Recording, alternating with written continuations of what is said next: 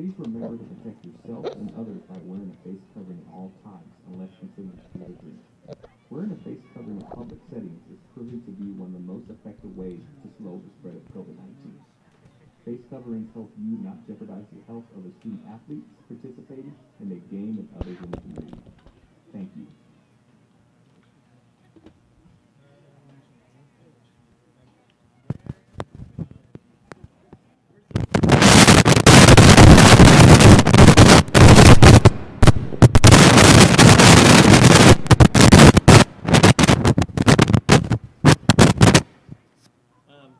Now, where does this go out?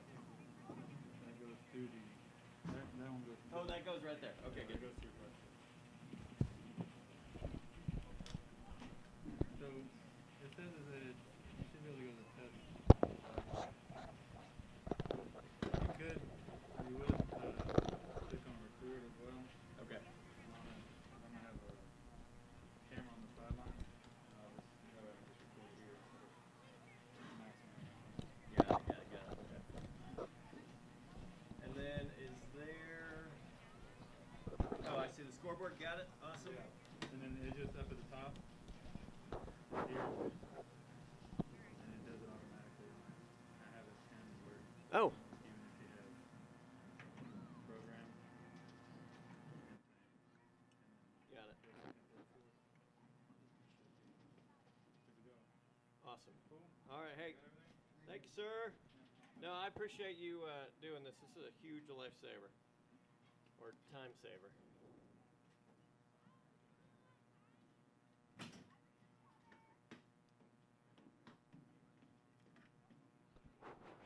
Testing.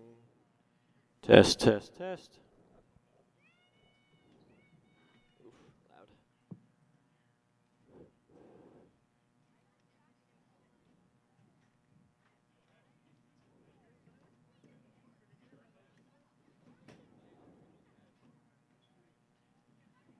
Okay.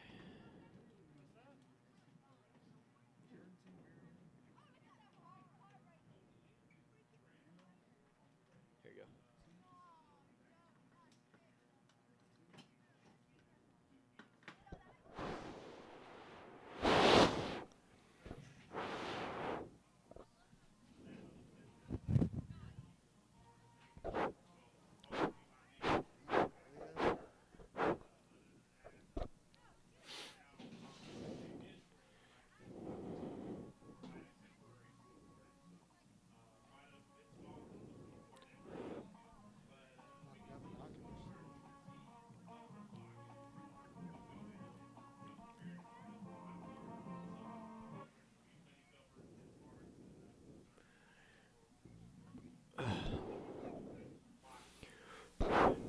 Testing. Why can I not hear?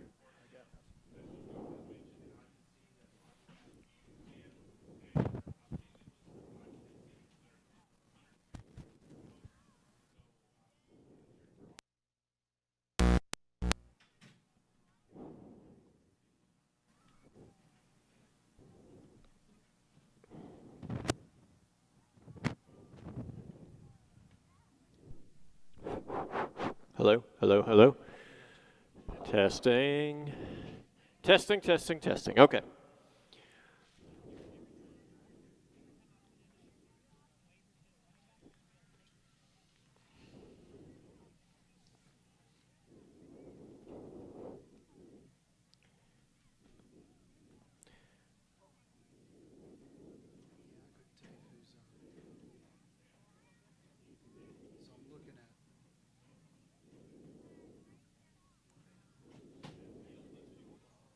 What's up, gentlemen? No, I'm not in here. This is visiting media.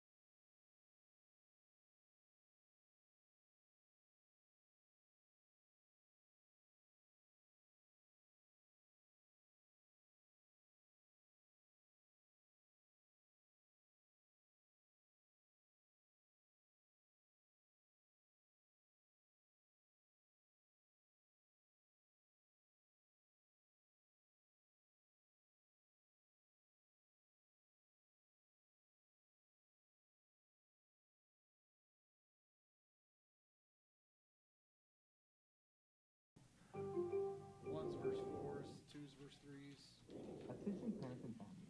As part of our COVID-19 guidelines and to practice social distancing, please make sure you're seated on the yellow tape on the bleachers. Lytle, Thank you for doing your part to slow the spread of COVID-19. Marion, OT, Cole, and Universal City, Randall.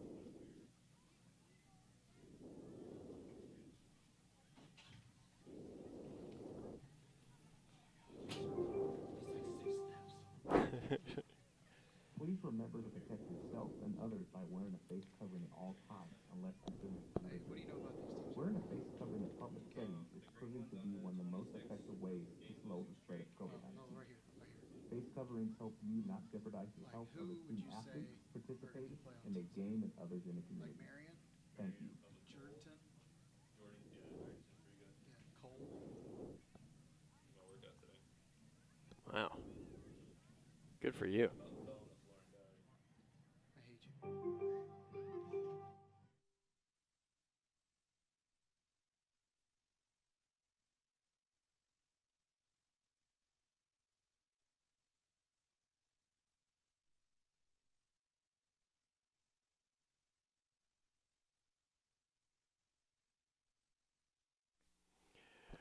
All right. Hey, this is microphone number one. Microphone number one. Doing a little test. Hello, Lynn. I hope you're doing well.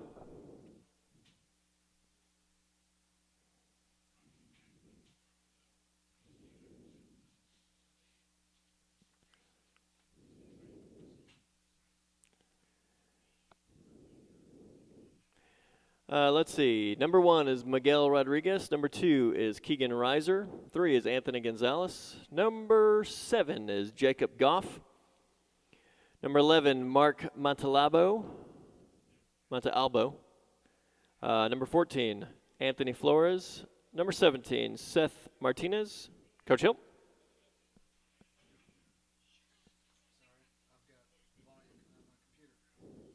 All right, number 1, Miguel Rodriguez. Number 2, Keegan Reiser. Number 3, Anthony Gonzalez. Number 7, Jacob Goff, brother of Jared Goff. Number 11, Not sure if that's accurate. Mark Montalvo. Number 14, Anthony Flores. 17, Seth Martinez. 18, Bowen Helms. 23, Dario Munoz. 27, Tanner Tucker. 30, Roberto Angeles. 33, Ashton Anderson. 40, Elijah Warren. 42, Dalen Houston. 50, James Damon. 51, Adrian Crumley. Am I good, or do I need to keep on going? Keep on going. 52, Nehemiah Murray. 55, Aiden Sanchez Gonzalez. 60, Zach Brown. All right, Mike 2's good. Doing the halftime show, Zach Brown? All right, we're going to check the sound. If you give me 10 seconds. So I'm glad I do have binoculars for the scoreboard, because it's that little one down there. Apparently the main scoreboard is not working, so. Oh.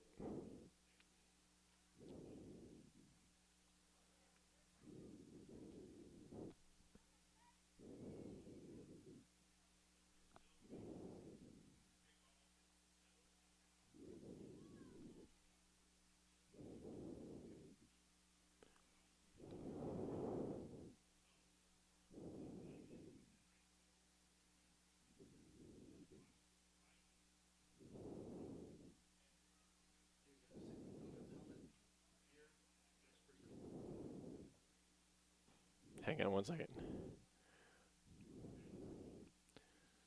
What is the...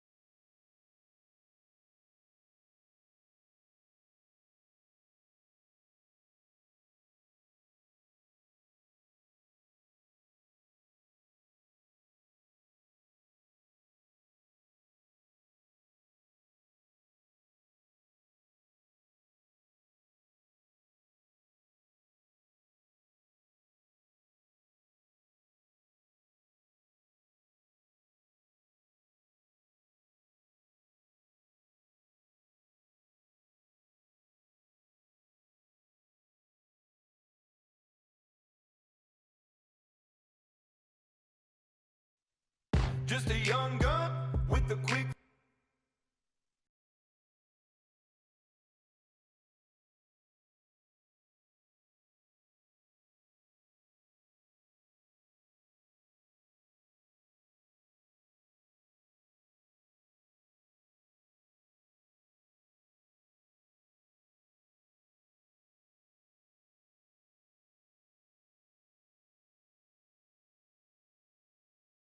Game tonight for the Vikings and for the Luling Eagles.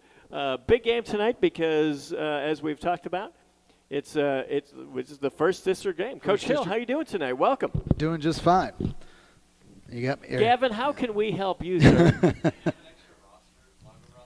No, we just asked you for a roster. They are available on Max Preps. Sorry. You know, when former students come in to interrupt the broadcast, I have to pay them a little attention. So I'm sorry. Hey, big game tonight for the Vikings.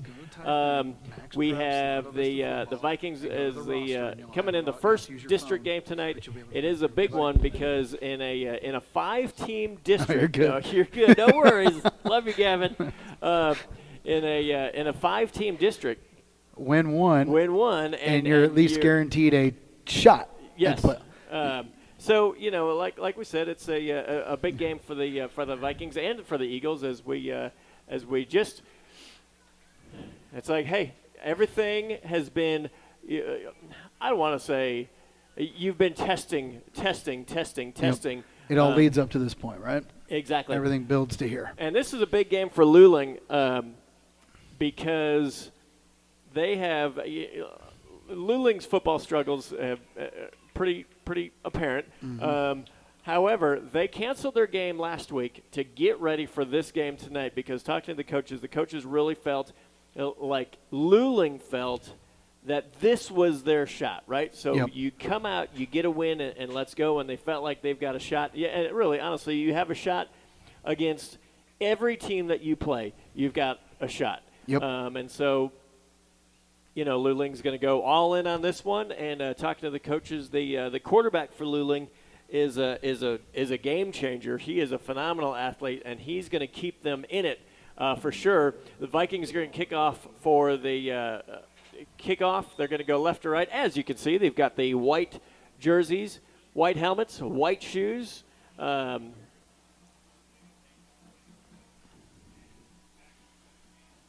See who that is back there to receive. And there's the kickoff. It's going to be fielded at the 10. And he's going to get to the 15, the 20, and almost piled up, but he is going to continue, goes past the 30-yard line. He looked like Lane Powers rode him down there. Yeah, but he looked like he caught the ball and was like, yeah, okay, I guess I'll take it. And then it got a huge return. It's almost like his hesitation almost set up the blocks better. Yeah, it lulled. There we go. There Sorry about that. No, that's all right. Earlier I was in a canyon or whatever. Yeah, we're trying to deal with the echo here, and we're going to be all right. All right, so the Luling offense is going to take over. 1st and 10. They're just past the 30-yard line. Said the quarterback. They're going to spread out and really. Jacob Goff is a quarterback. Oh, he may be brothers with probably not, but I think we would have heard about that before tonight. Jared Goff's little brother. And hey, already we have an official delay. Way to go, all right. guys! We do not know why that. Well, Coach Phillips is in a discussion with the sideline official.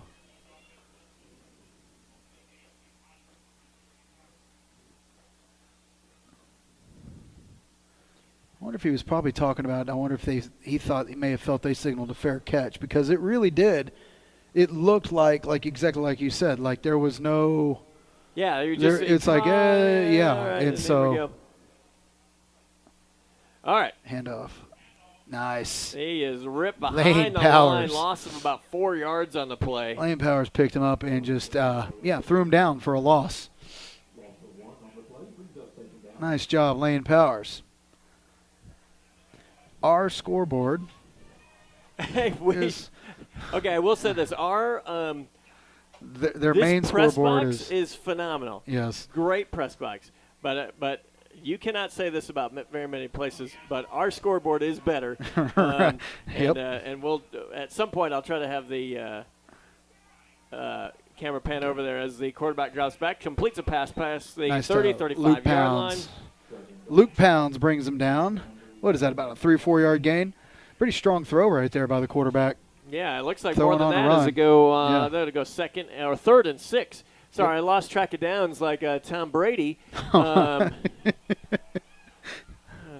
of the best moments of my life was seeing Tom Brady walk off the field in a Bears game, not knowing what down. It was great. All right, so big third down and 7. We have 3 in the backfield, 1 spread wide to the left, and they're going to hand the ball off the middle, nice. and that is going to be stuffed by a. That is Bryce Jackson, son of Eric Jackson. Son of Eric Jackson is doing a great job tonight. That's right. And I tell you, Bryce will tell you he would be nowhere without his father being such an instrumental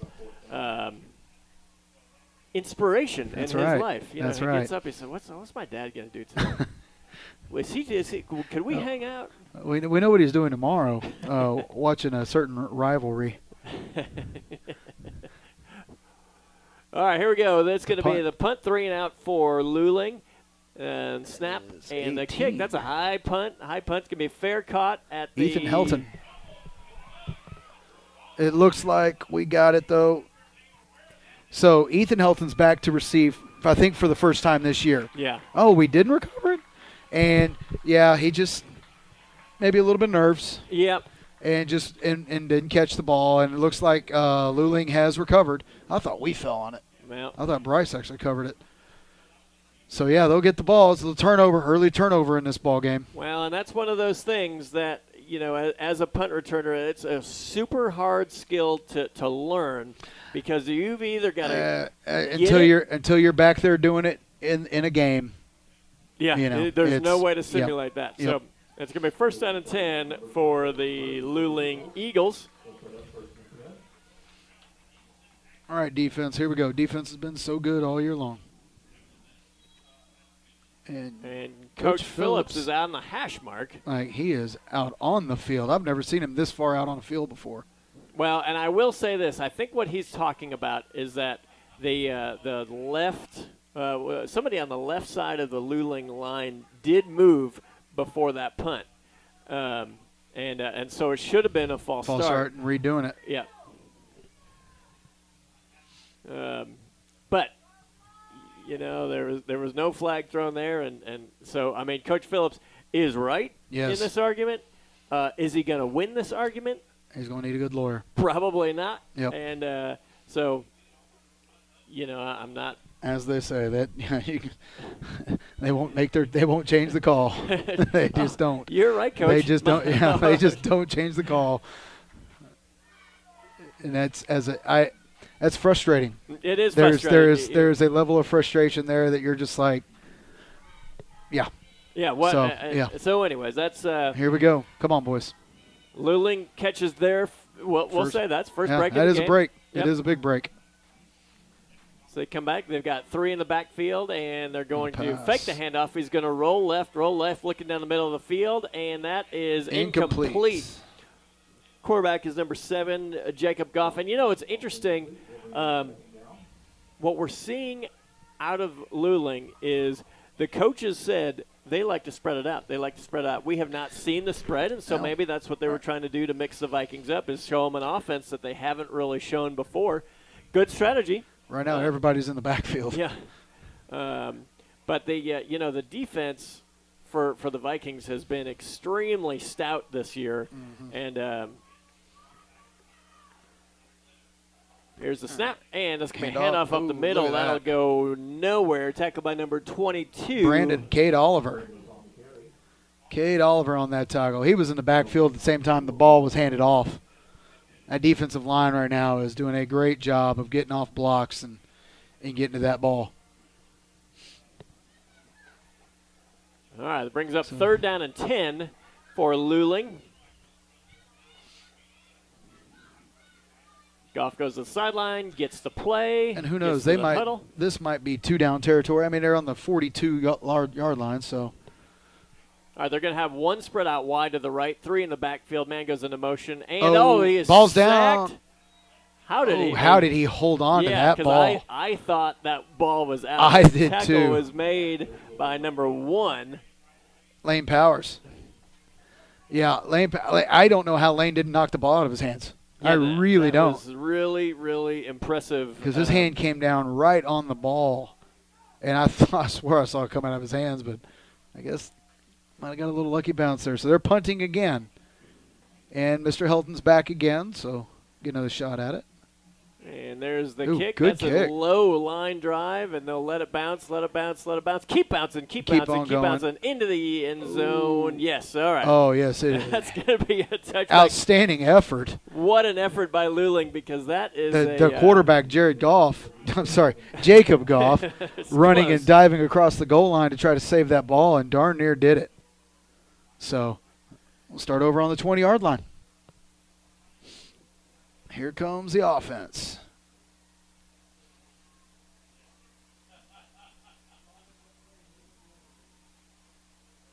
Let's see who we got All right. split out over there.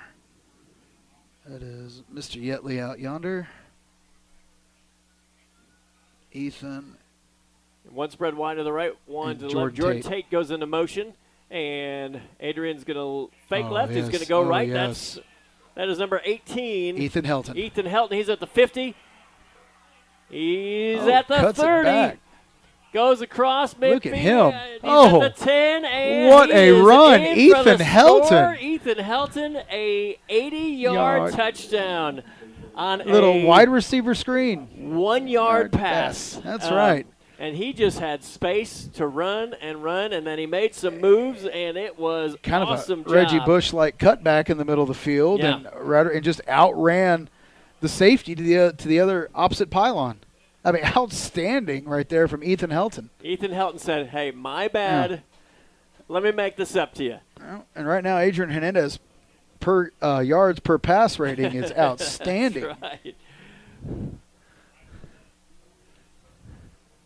All right, Bryce Erickson to kick.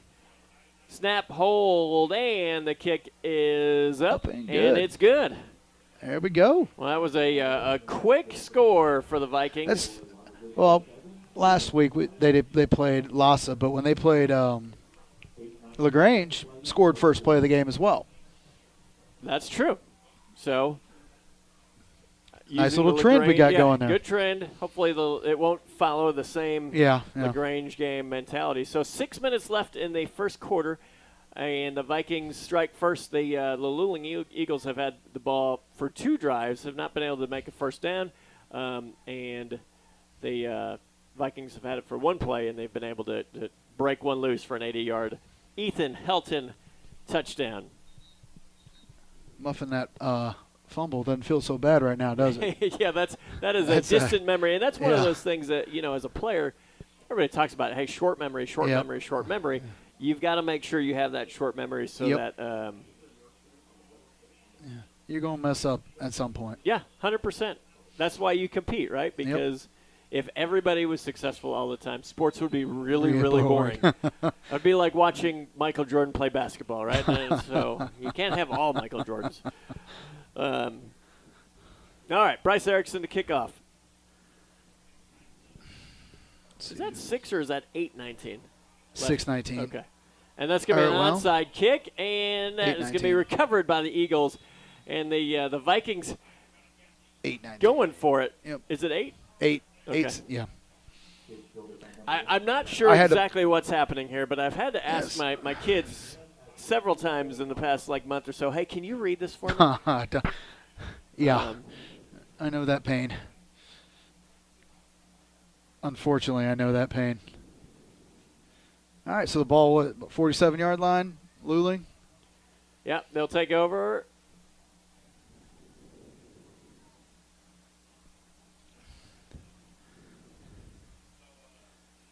All right. Alrighty. Eagles come out, and they're still in a tight formation. Nobody spread out wide. 1 H-back, 2 in the backfield. Man goes into motion, and they're going to hand that off the middle. That's number 23, Dario Munoz, and he is going to have a nice chunk. Looks Yep. like about a 7-yard gain on first Ran down. out of one tackle, and then Gavin Hester was able to catch up and run him out of bounds. So, good run right there. looked like we had him stop for about a 3 or 4 yard gain and just kind of literally ran right out of that tackle. Whoa. Now batting. Manny Mota. All right, here we go. All right. So we'll have a 2nd and 7. Same formation. It's going to be handed Samuels. And he is going to go nowhere. Maybe loss Yep. of a yard. It'll bring up a 3rd down and 4. Lane Powers in on that tackle along with number 50, Garrett Ferris, setting that wall pretty quick right there, and there was no going anywhere. So 3rd and, I guess, about 4 yards. I'm going to say 3rd and 5. It's my professional opinion.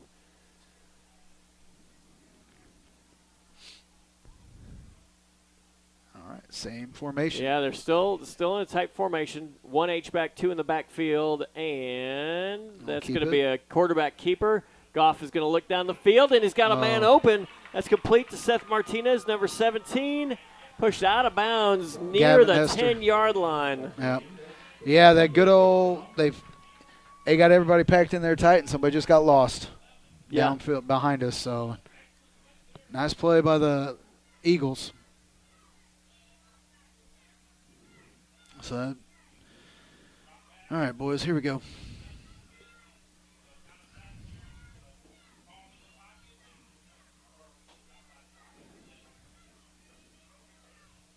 All right.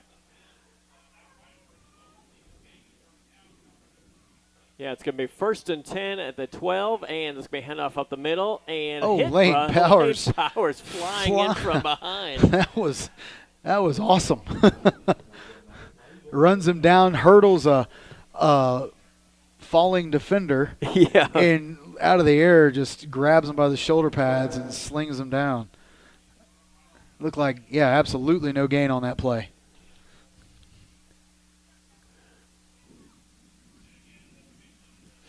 I'm not sure Lane has been blocked much tonight. I'm not sure because he's been all over the place. He is already.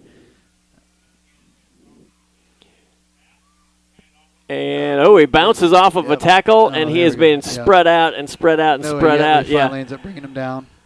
That was a really good pursuit, as that was number 23 Munoz again. Yeah. Good stiff arm to kind of bounce off a tackler, but the Vikings' pursuit was just outstanding. Yeah. Really had nowhere to go, so minimum gain. I mean, really no gain, looks like. Sorry if we're having some audio difficulties, apparently, so we're trying to work that out as we go.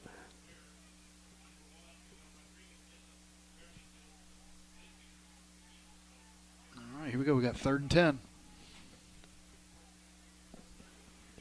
And Goff is going to roll right. He's looking to the end zone, and it falls incomplete.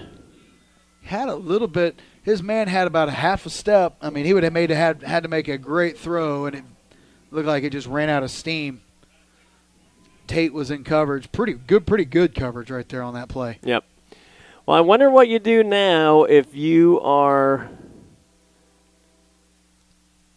It would appear they're setting up for a field goal. Try to get some points on the board early here. So I'll be kicking from about the 20-yard line, looks like. It's about a 30-yard kick. Yeah, we'll see. This is it's a 29-yard field goal to snap the hold and the kick, the kick is good. That was going to be good from 40. Yeah, that was a strong leg. Very strong leg right there. 7-3, 5:20 to go in the first. Yeah, and so I think if you're both of these teams, you're probably pretty happy with the way this thing has started because the Luling, I think, showed a play that nobody had really seen before, and they said, okay, well that's and they got one. They got a big gain on us, and then the Vikings. I think you've got to be happy with the way that your defense has played for the most part. Giving up really just one play, and everything's been pretty bottled up after that. Viking offense has been has seen one play and had a very successful play. So here we go.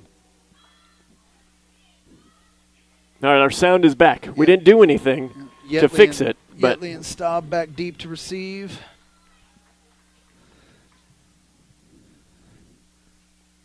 And based on that field goal, this kick could go pretty deep. yeah.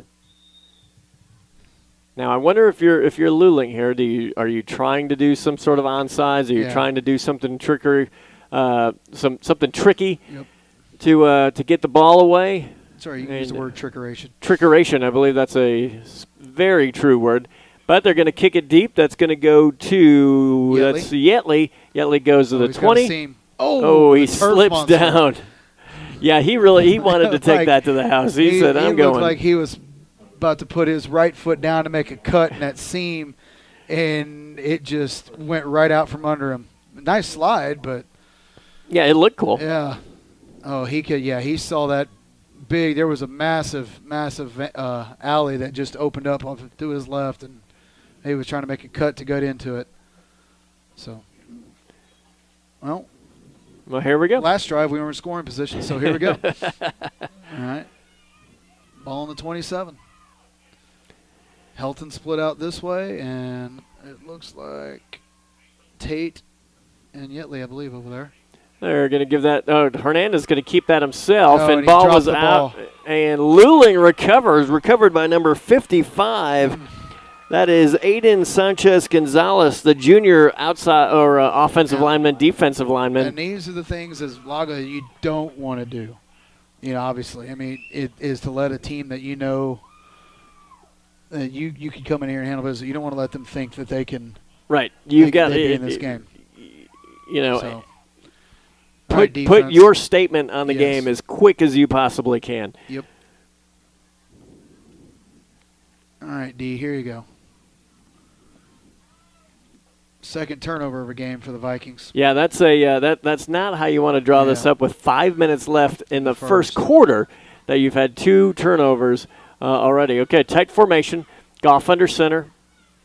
And they're going to hand that to number 33. 33 bounces off a block, and that is Luke Pounds undercut him and took him down. Running back bounced off one block, and then there was Luke and took him right down. That was a nice tackle, Luke Pounds.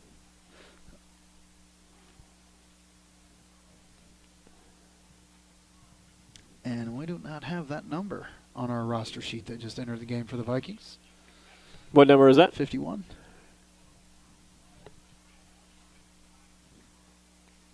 If anybody's out there listening, we'll find out. We've got go ahead and shoot us the most updated roster you got.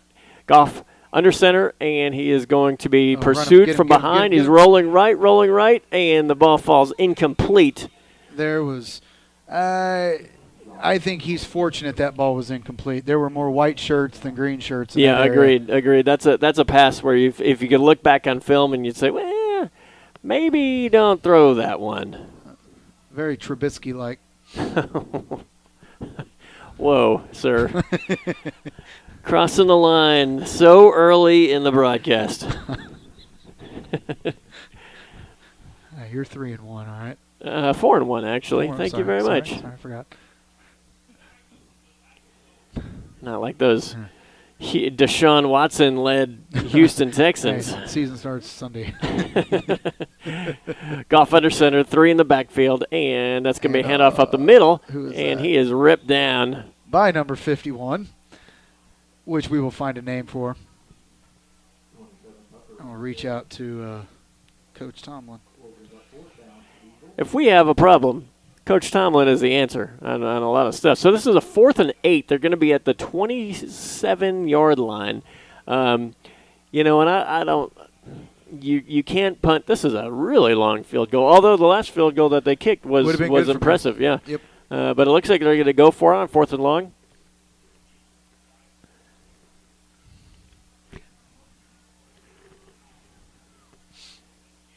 They got 1 spread out wide to the right. 3 in the backfield. Goff is going to take a look. And I do believe delay a game. Yep. Oh, well, we got a timeout called just before the flag. So I wonder what was was he trying to get him to jump? But I never even heard much of a Hayden Hardy. Hayden Hardy. Okay, Hayden Hardy's number 51.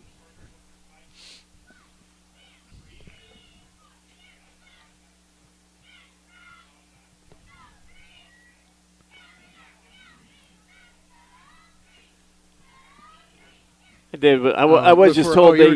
no, I was just saying that the popular opinion is that the Texans got rid of their biggest problem. So that's why you said, the season starts Sunday. You can still go 12-4. We get do-overs and get hot back. Hey, the guy who made this trade is gone, so we'd really like him back if Whatever possible. picks we have left for next year, we'll go ahead and give you. All right, so let's see what the strategy is for Luling as they come back at. So we've got one spread out wide to the right. 4th and 7. You think they got to throw the ball? You would think so.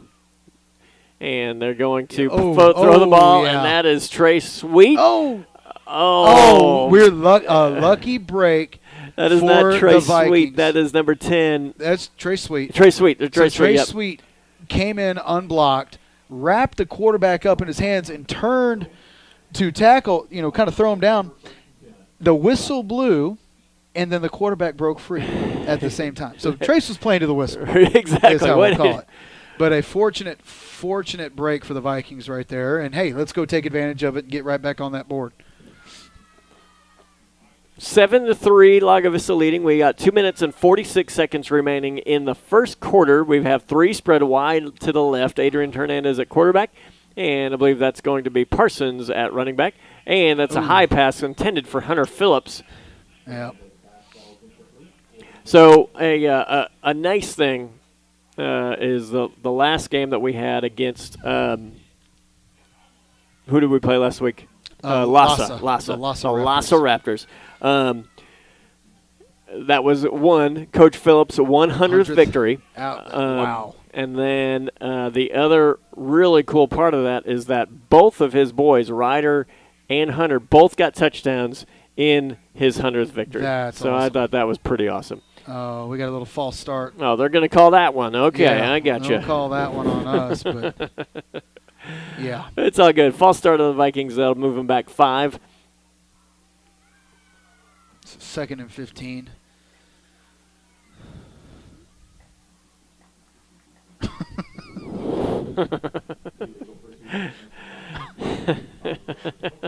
We'll do East Coast or East West game announcements later on. 3 spread wide to the left, 1 to the right, 1 in the backfield for Adrian Hernandez. Hernandez takes the snap. He's going to pump fake the 100, looking for the double move, and that ball is intercepted.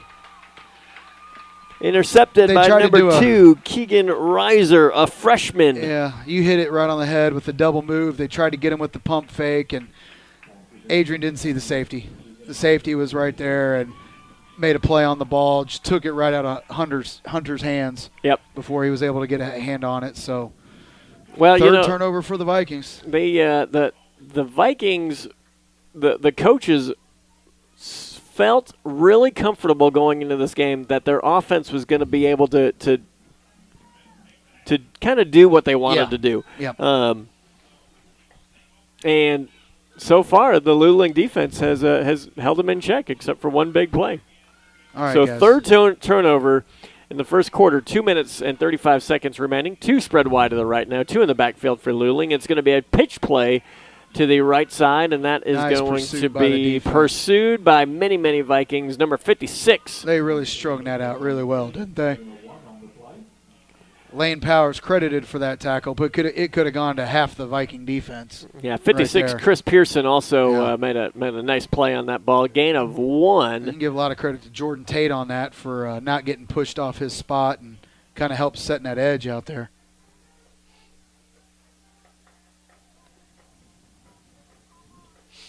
All right, so 2nd and long. This is a good trend that we've seen. We just had that one over-the-top pass play, but the defense, for the most part, has given up almost nothing.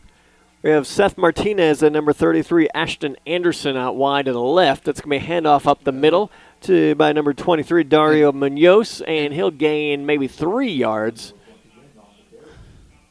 Look like Luke Pounds along with, I need you to, well, they're not cooperating and turning around so I can see their numbers. Well, that's rude. Yeah. Garrett Ferris, there you go. There we Mr. go. Ferris in on that tackle. All right, so they move the ball back. It's going to be 3rd down. We'll go 3rd down and 6.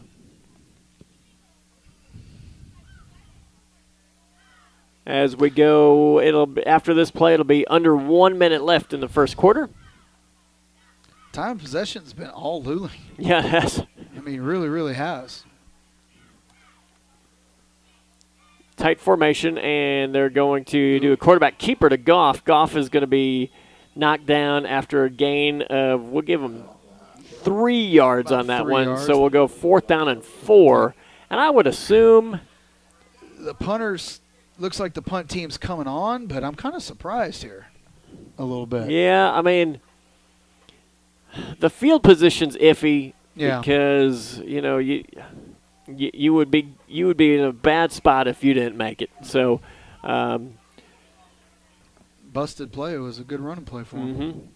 All right. Ethan Helton back deep. Already with an 80-yard pass catch tonight. Yeah.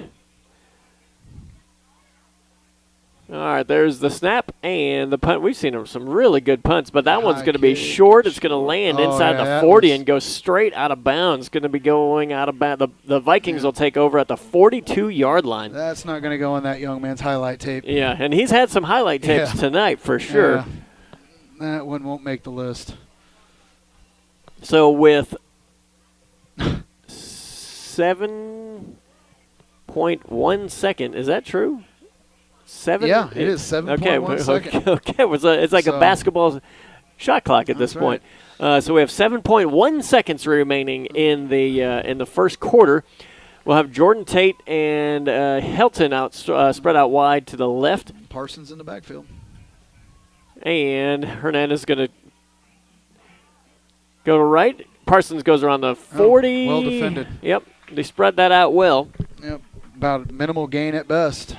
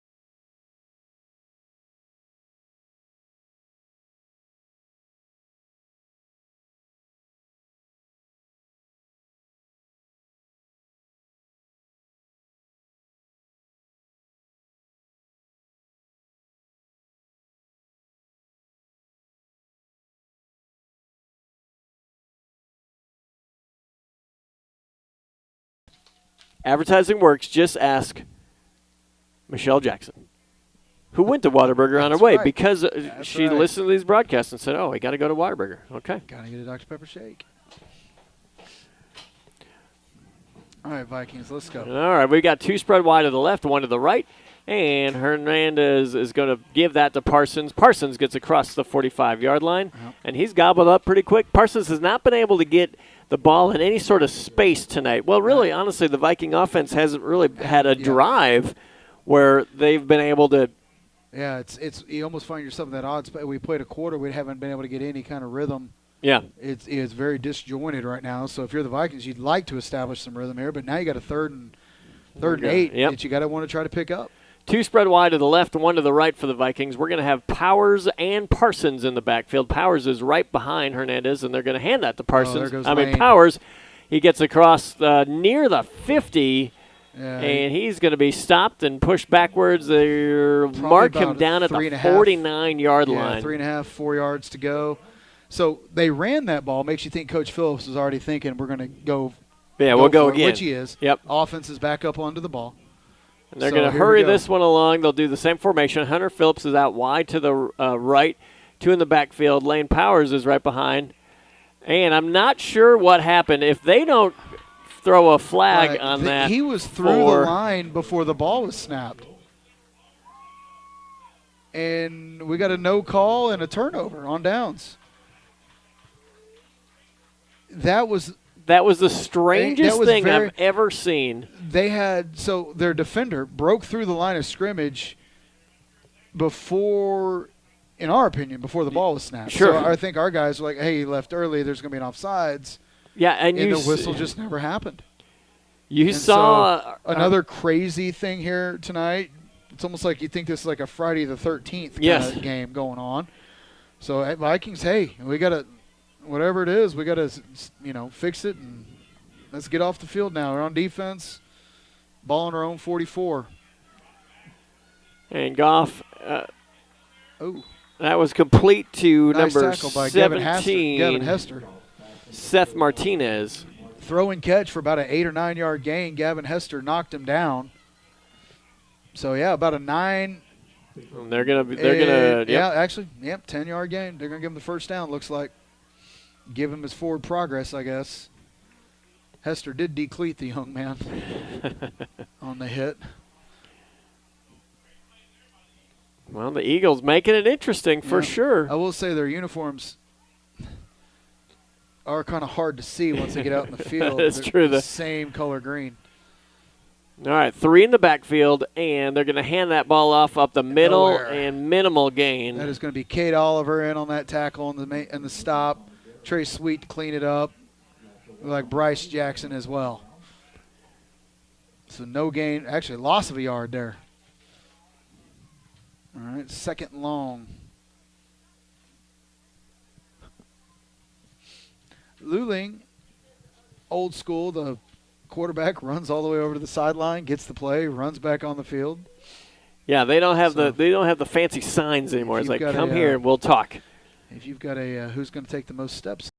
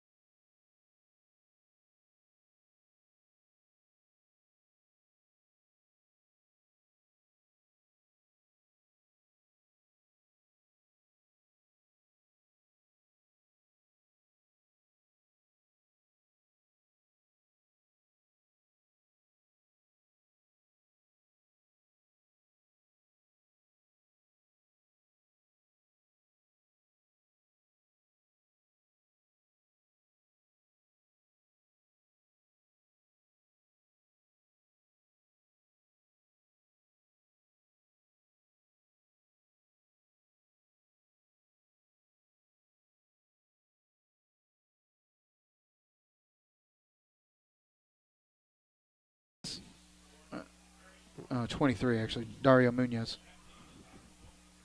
The running back. Fourth and short. This is a huge play for everyone in this game. And it looks like Luling's going to call their second timeout of the half. And that's probably a good idea because, like we just said, it's such a big play. You got to make sure you get everybody on the same page. It's still early in the half, or second quarter, 8:21 to go. But right now, if you're the Vikings, you haven't seen much of the ball. And you want to be able to, you'd like to get the ball back and try to get your rhythm going in this game. Because right now, this game, if you're a Luling coach. This is exactly how you drew it up. Yep. And, I remember, the purpose of this slot tee, they're not running like the true slot tee, but the purpose of this is get 3 yards, grind it out, keep the football away from your opponent, which they're doing for LAGO. LAGO hasn't had the ball at all, except for one really good play, and then we were commenting earlier. I don't know if we've turned the ball over 3 times all year almost. Yeah. I mean, we haven't done very many. All right, so here we go. Big play, 4th and less than a yard. Goff is under center. He's got 2 in the H-back. Man's going to go into motion. They're going to hand that out up the middle, Ooh. and he's going to get it. And, he breaks a tackle, breaks another tackle. 10-5, touchdown for Luling. He got stopped at the line of scrimmage, kept his balance, was able to step out of that tackle, broke another tackle in the backfield, and then just outran everyone else in the end zone. It's great running. Yeah, great running on their part. Great running on their part. Defensive coaches would probably beg to differ. Would beg to differ. All right. So 9-7, extra point.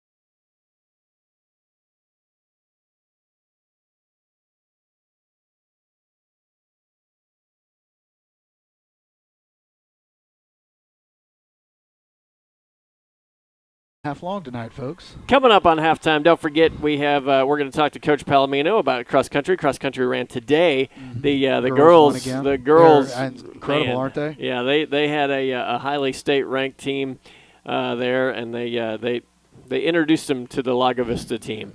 All right, there's the kickoff. It's going to be taken at the 18-yard line. Stop goes to the 30, the 40. Oh my goodness! He's at the 50.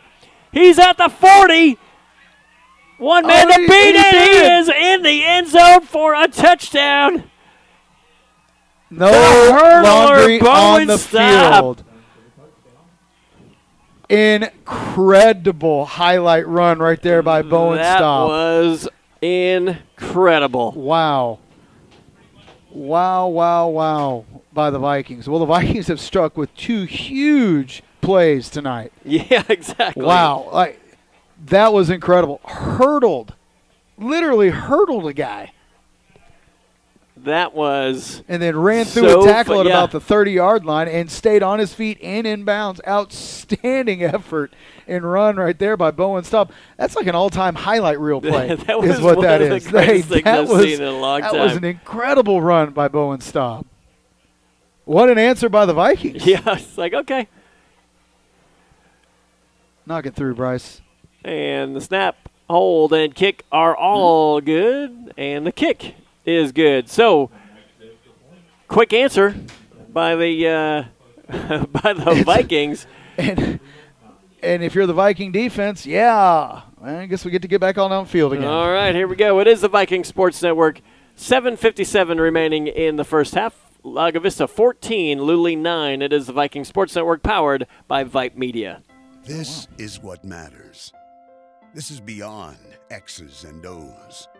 This is the difference mutual respect makes. This is what character looks like. This is what defines us in Texas. This is sportsmanship. School sports. It's not the outcome that matters most, but the way the games are played. This message presented by the Texas University Interscholastic League and the Texas High School Athletic Directors Association. All right, we're back coming to you live from Luling. Well, that was exciting. That was incredible. That was so fun to watch. Incredible play by Bowen right there. That's going to make some highlight reels. Yes, it is. That's going to make a lot of highlight reels. I see Bryce opts to kick it deep this time. And he is going to kick that deep. Good high kick. And that's going to be a fair caught at the 10. Now, I guarantee you that's what Coach Phillips was talking about on the first kickoff of the game. Remember? When he I didn't see a fair catch, but I think you're absolutely right. The way everybody was reacting would explain that. All right, 750. 757. There you go. Yeah, your eyes are better than mine. It comes and goes. So when it's there, I gotta be confident about it. So now it's time, and I think the coaches are going to say this, is like, hey, defense, now it's time for you to make a play. That's right. And let's take care of business. They had about 30 seconds on the sidelines to make some adjustments here. Yeah, right.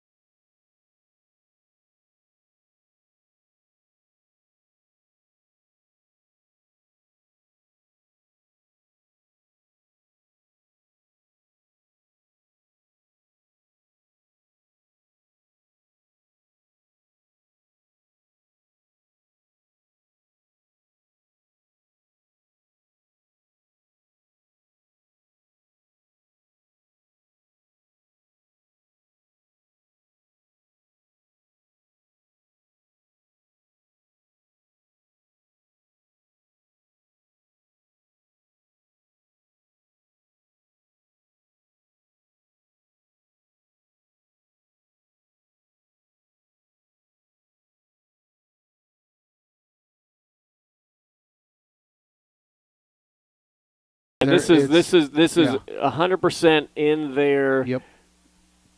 their best interest as Goff goes back. He's going to make a man miss. Get him. There you go, Cade. And Cade Oliver. Ooh.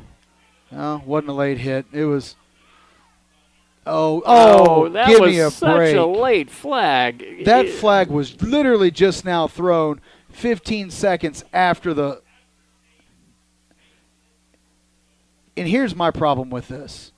So Cade Oliver gets up off the ground, makes the tackle on the Goff, the quarterback, trying to run out of pressure. And as he's bringing him down, Garrett Ferris comes up and lays a hit on him to kind of finish him off right as the whistle's being blown. Literally right as the whistle's being blown. The Viking coaches are hands in the air right now about this. They're going to call a personal foul against the Vikings.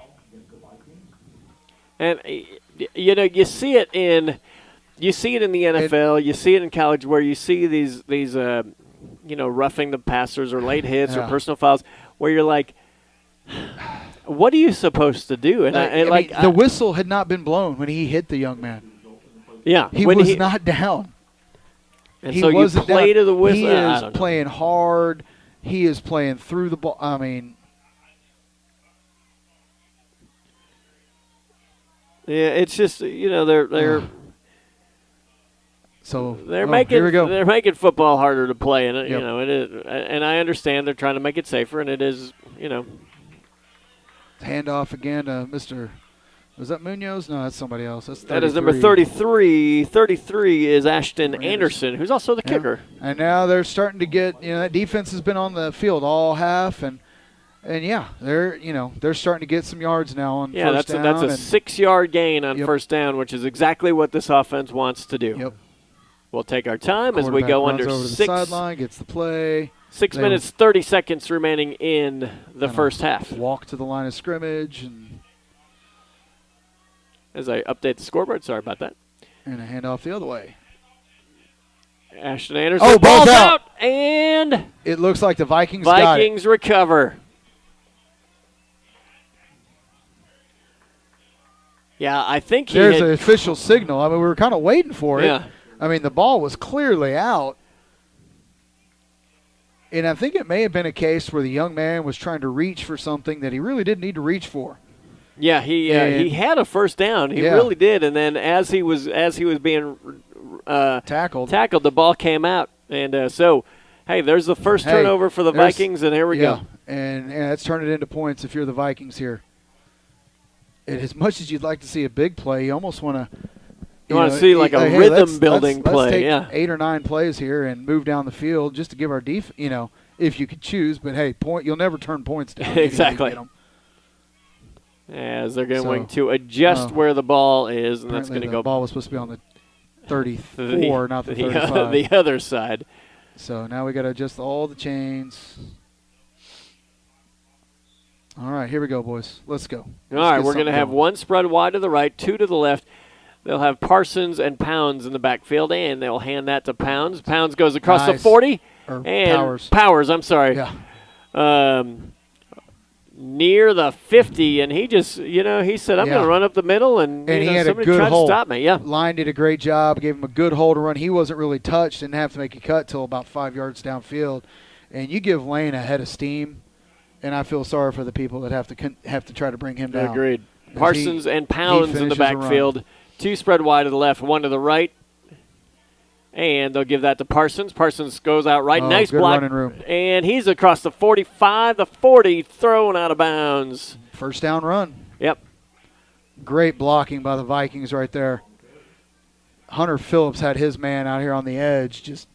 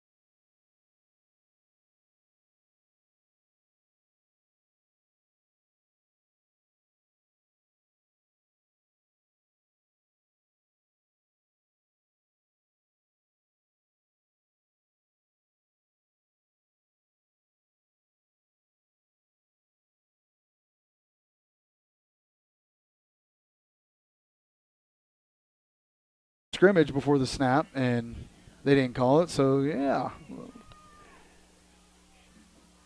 And Hernandez is going to give that to Parsons. Parsons, the Luling Eagles are getting a really good press. Yeah. Well, number 12, which we don't have him on the Luling's roster, was through the line, or came around, knifed around the edge that time, and was able to kind of run Parsons down from behind, keep it to a short gain. So here we go, fourth and about 4. Yeah, we'll go 4th 3. and 4. I think, if you're the Vikings, if you're saying this, we want to be a strong offense, and this is a play you got to get. 2 spread wide to the left, 1 to the right, and Hernandez looks and throws. That's going to go incomplete. He and Tate were not on the same page in terms of the route they were running. And he thought Tate was going to continue on, and Jordan kind of settled into it where he thought he was in a seam in the zone, and the ball just went too far out in front of him. So Vikings turn it over on downs. And, that's the beginning of that drive. They were just running and getting chunks and chunks, and then and then the drive stalled. But it'll be 1st down and 10 for Luling at the 30-yard line. We'll go 33-yard line. 4:03 remaining in the first half. Tight formation for Luling, and Luling's called timeout. Yeah, as a lot of the Vikings were looking at the sidelines, Yes. Yeah. and then they realized that, hold on, they're about to snap the ball. So Yep. I think Coach Phillips did not want to start a play with that sort of thing going on.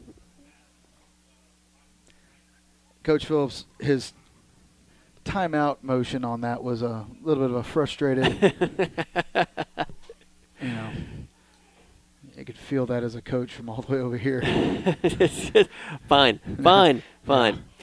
So Vikings have 2 timeouts left in the half. Luling only has 1, about 4 minutes to go. So if you're the Vikings, hey, defense, I know, you know, they've done it this year. They have stepped up this year when their back is against the wall, and they've made stops. So need them to do it again here. Yeah, this would be another big spot. Yeah, because we do get the ball first at the half. So if we can turn them over here, and then go score, and then get the ball at the half and go score, create some distance in this game, and get it back on our terms. All right, there's going to be a pitch out to the right. He's at the 35 to 40. Yeah, really good Well run blocked again. Well blocked, and about an 11, 12-yard run right there around the outside.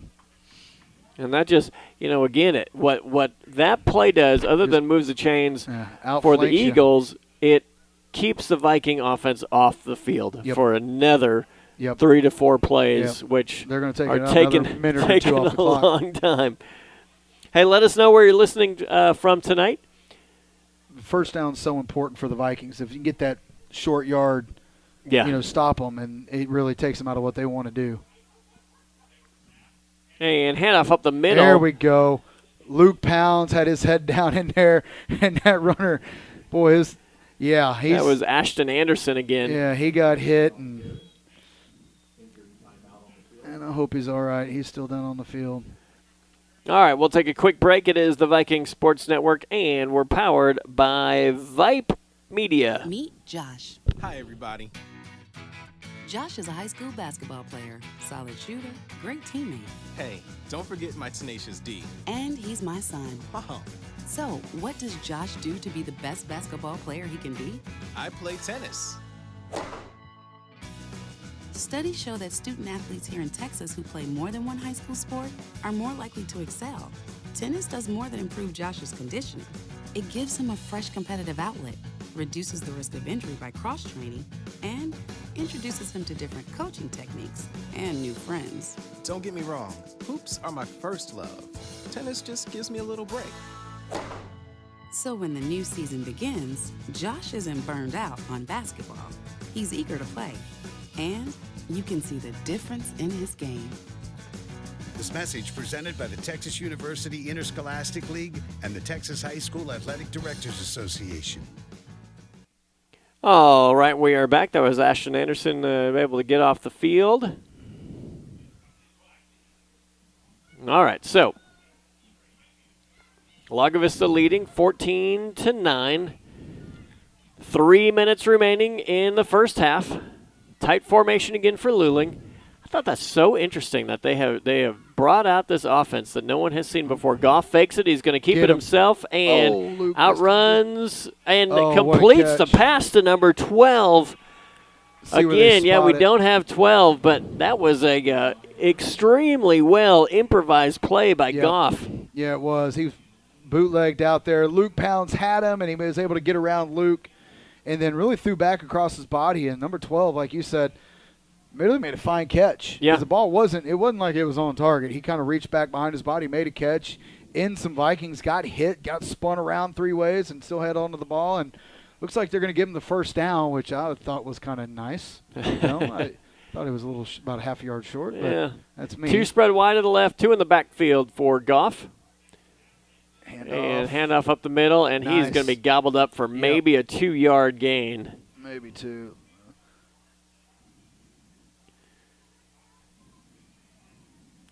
Just want to give a shout Garrett out Ferris in on that again. To my son Alex, who I really appreciate asking me for money during the broadcast. And to be fair, it is his money. I owe him money. I just haven't given to him, and maybe I will.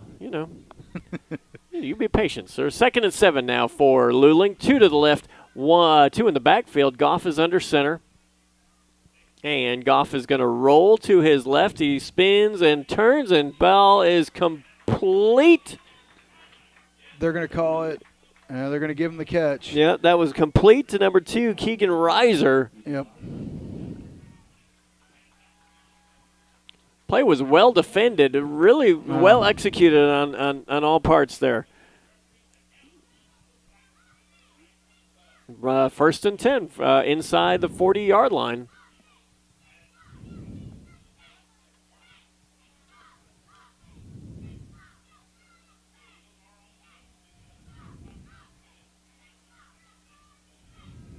Two spread wide to the left, 2 in the backfield for Goff, and Goff is going to pitch to his left side.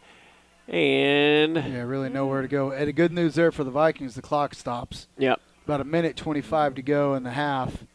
So, well, they're going to give him 3, 4, 5 yards. Yeah, they got about a 5-yard. He had space. He was able to get downhill as we are at 1:25 remaining in the first half. Yeah, there is no doubt the defense. There's some hands on the hips. They've been on the field literally for 30 minutes. Yeah. They really have. So if we can find a way, to bow our necks and hold here, that's going to be big because we get the ball back first at the half. 3 in the backfield. And he's going to fake the handoff and roll to his right. He's looking deep down the field. He's got a man wide open for a touchdown. Nice throw. Little miscommunication in the defense. Let somebody get behind them, and we weren't able to make it up before the ball was caught. And so there's a big play right there for Luling. Yeah, really big play as they were, that's exactly how you draw that up is you want to roll with a, play action, roll out and have somebody sneak behind the defense, and that's exactly what happened.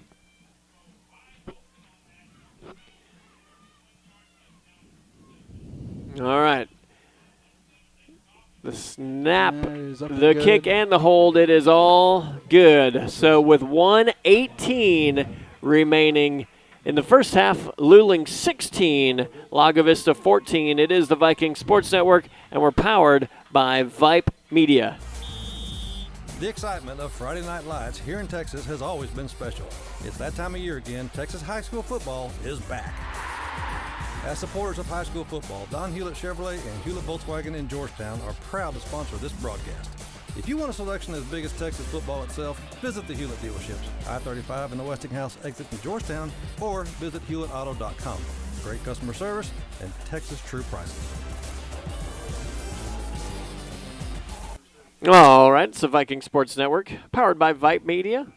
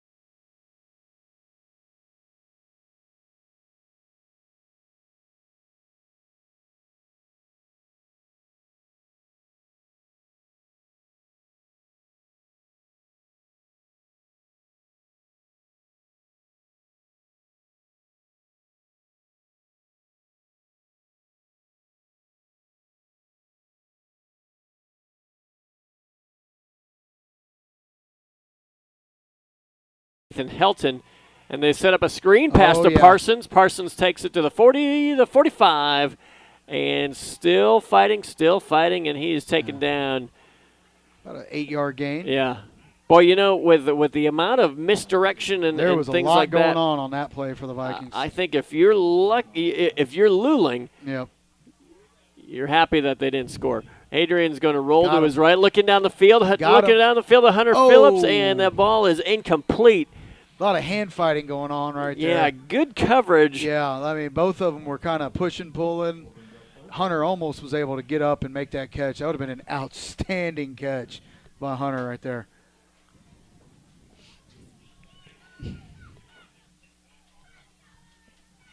All right. All right, so it'll be 3rd and about 3. Yeah, 3rd and 3. Huge play here. 2 spread wide to the there we go. 3rd and 3 as the ball goes to the right spot. 49.3 to be exact left in the half. So Hernandez is going to roll right. He's got a Hunter my Phillips. gosh. He Hunter does not. A little extracurricular going on at the end of that play. Yeah, we were lucky that we. So if you're exactly. the Vikings, you're here. You're 45 seconds to go in a half, and it looks like Coach Phillips, going to punt the ball here. So you see it all the time. You've got the easy catch. You move before you catch the ball, and it happens. So now clear your head and nobody back deep as Bryce gets a great kick. There you go, Ethan. And it'll go down about the 10-yard line. So great job, Bryce. Way to cover, boys. So that's gonna 41 seconds to go. This might limit pretty what Luling may not be trying to do much here. Just take it to the half. Or I mean, they've hit some deep passes, so why not, why not really go for it? Somebody should tell Miss Dement that the Lago Vista side is the other side. She's right there, but it's fine.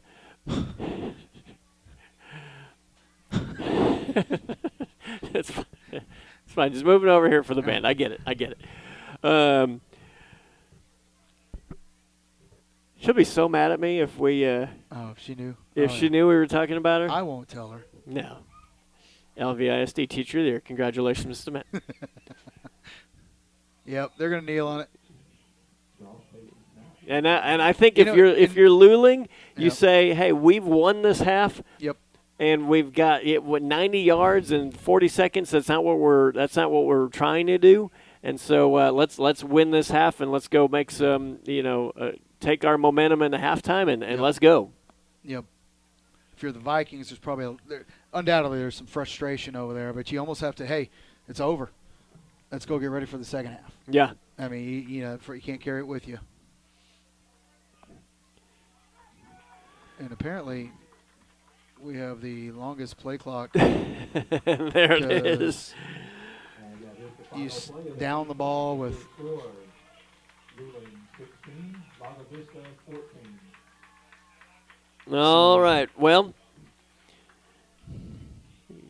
if you could write up a half for Lago Vista, that is not how you would draw it up. If you could write up a half for Luling, that is how you would draw it up. So good, it is what is why you compete. We talked about that at the beginning. Is the golf for the Eagles has made some phenomenal plays. Yeah, it really has. So you got to give them credit for it. All right, so we will take a quick break. It is Luling 16, Lago Vista 14. It is the Viking Sports Network, and we're powered by Vype Media. Coming up, we've got Coach Hill's halftime scores. Very exciting. We will hear from Coach Palomino talking about cross country. I will try to read whatever Coach Tomlin's writing, which will be a challenge, but we will do our very best. And see what else we can come up with the halftime show. It is the Viking Sports Network. We're powered by Vype Media. Do you consider yourself a football fan or a high school sports fan? The word fan comes from the word fanatic. The Hewletts are fans of many things, including local sports.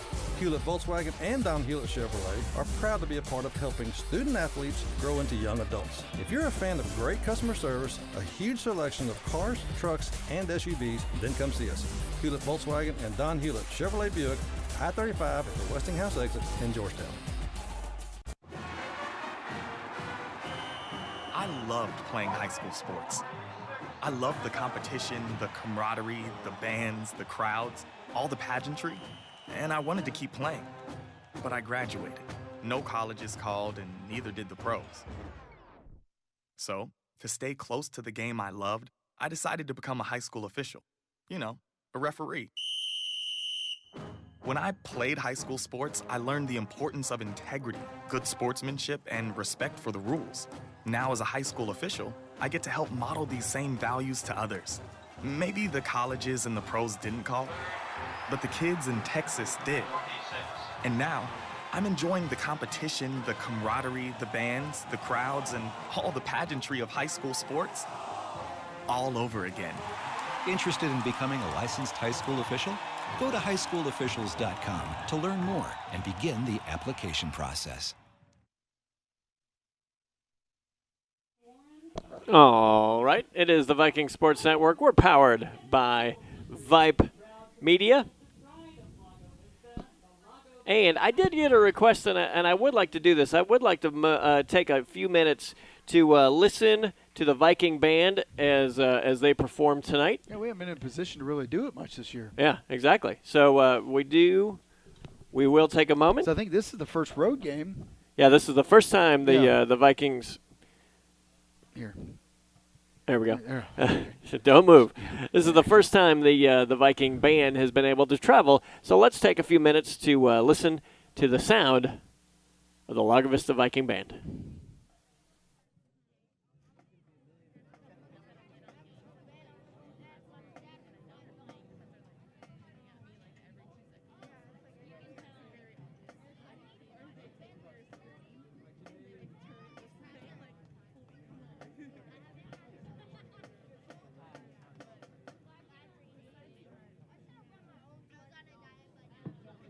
Leaders of the week are Lance Shook and Hannah Wright.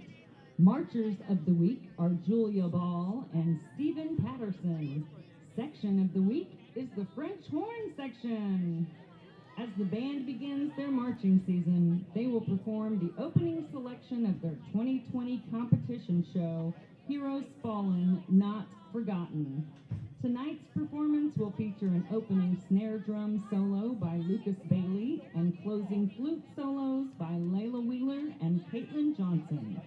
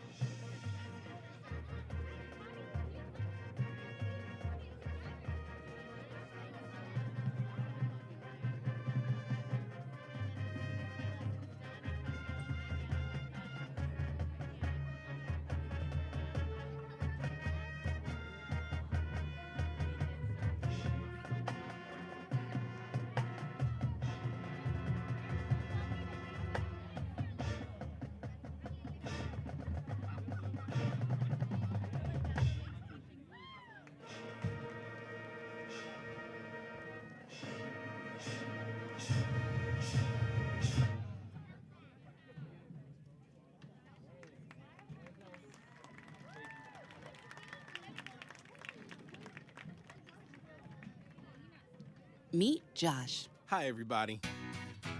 Josh is a high school basketball player, solid shooter, great teammate. Hey, don't forget my tenacious D. And he's my son. Oh, So, what does Josh do to be the best basketball player he can be? I play tennis. Studies show that student athletes here in Texas who play more than one high school sport are more likely to excel. Tennis does more than improve Josh's conditioning. It gives him a fresh competitive outlet, reduces the risk of injury by cross-training, and introduces him to different coaching techniques and new friends. Don't get me wrong, hoops are my first love. Tennis just gives me a little break. So when the new season begins, Josh isn't burned out on basketball. He's eager to play, and you can see the difference in his game. This message presented by the Texas University Interscholastic League and the Texas High School Athletic Directors Association. Good evening, football fans. John Chauvin, General Manager of Hewlett Volkswagen in Georgetown. For all the parents listening that need that perfect high school kid car, look no further. Both Don Hewlett Chevrolet and Hewlett Volkswagen stock pre-owned vehicles for every budget. We totally understand the need and desire to find the perfect car that's safe, reliable, and fits within your budget. Come see us at I-35 at the Westinghouse exit in Georgetown or visit us at hewlettauto.com.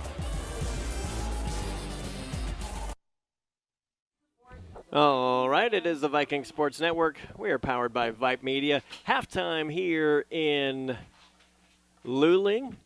I would say it's a surprising result so far. Luling leading 16-14, and Luling has made some big plays today, and they've done a good job. They adjusted their offense. They want to do they want the ball, and they've done a great job. Lago Vista has run 14 offensive plays this half. 14 offensive plays, and hey, every single one of those plays has accounted for a point. Yeah. Because we have 14 points if you want to average it out. But all right, it is time to talk to Coach Palomino. Coach, we're gonna mess around with your levels here. Coach Palomino, are you there? Yes, sir. All right. So, how are you this morning? You had an early day because you had a meet where? We traveled to Temple this week. Okay, so you traveled to Temple this morning, and let's talk about. I mean, who do you want to talk about first? And tell me about how y'all did. I'd like to talk about the boys first. They've been improving a lot this past couple weeks. Being led by sophomore Nicholas Joshua, he's stepped up to the plate and he's doing a great job leading the boys. And then following him we have Brennan Baker, our junior Brennan Baker. He's hit his PR this past week, and today he performed very well. Very pleased with their performances. Unfortunately, we don't have a full team this week. Aaron Holt was there, and he did very well as well today. Their times are slowly getting quicker and quicker, and I think by district we're going to be ready to perform and hopefully qualify to regionals. Well, that's awesome. And so when we're talking about, and I know in cross country, time doesn't really matter from meet to meet because every course is different, conditions are different, and everything. But how did y'all feel today, and who were you competing against today? I think we were very pretty confident. We had several of our boys hit PRs last week, and again, as you say, it's from course to course everything is different. But we did do very well last week.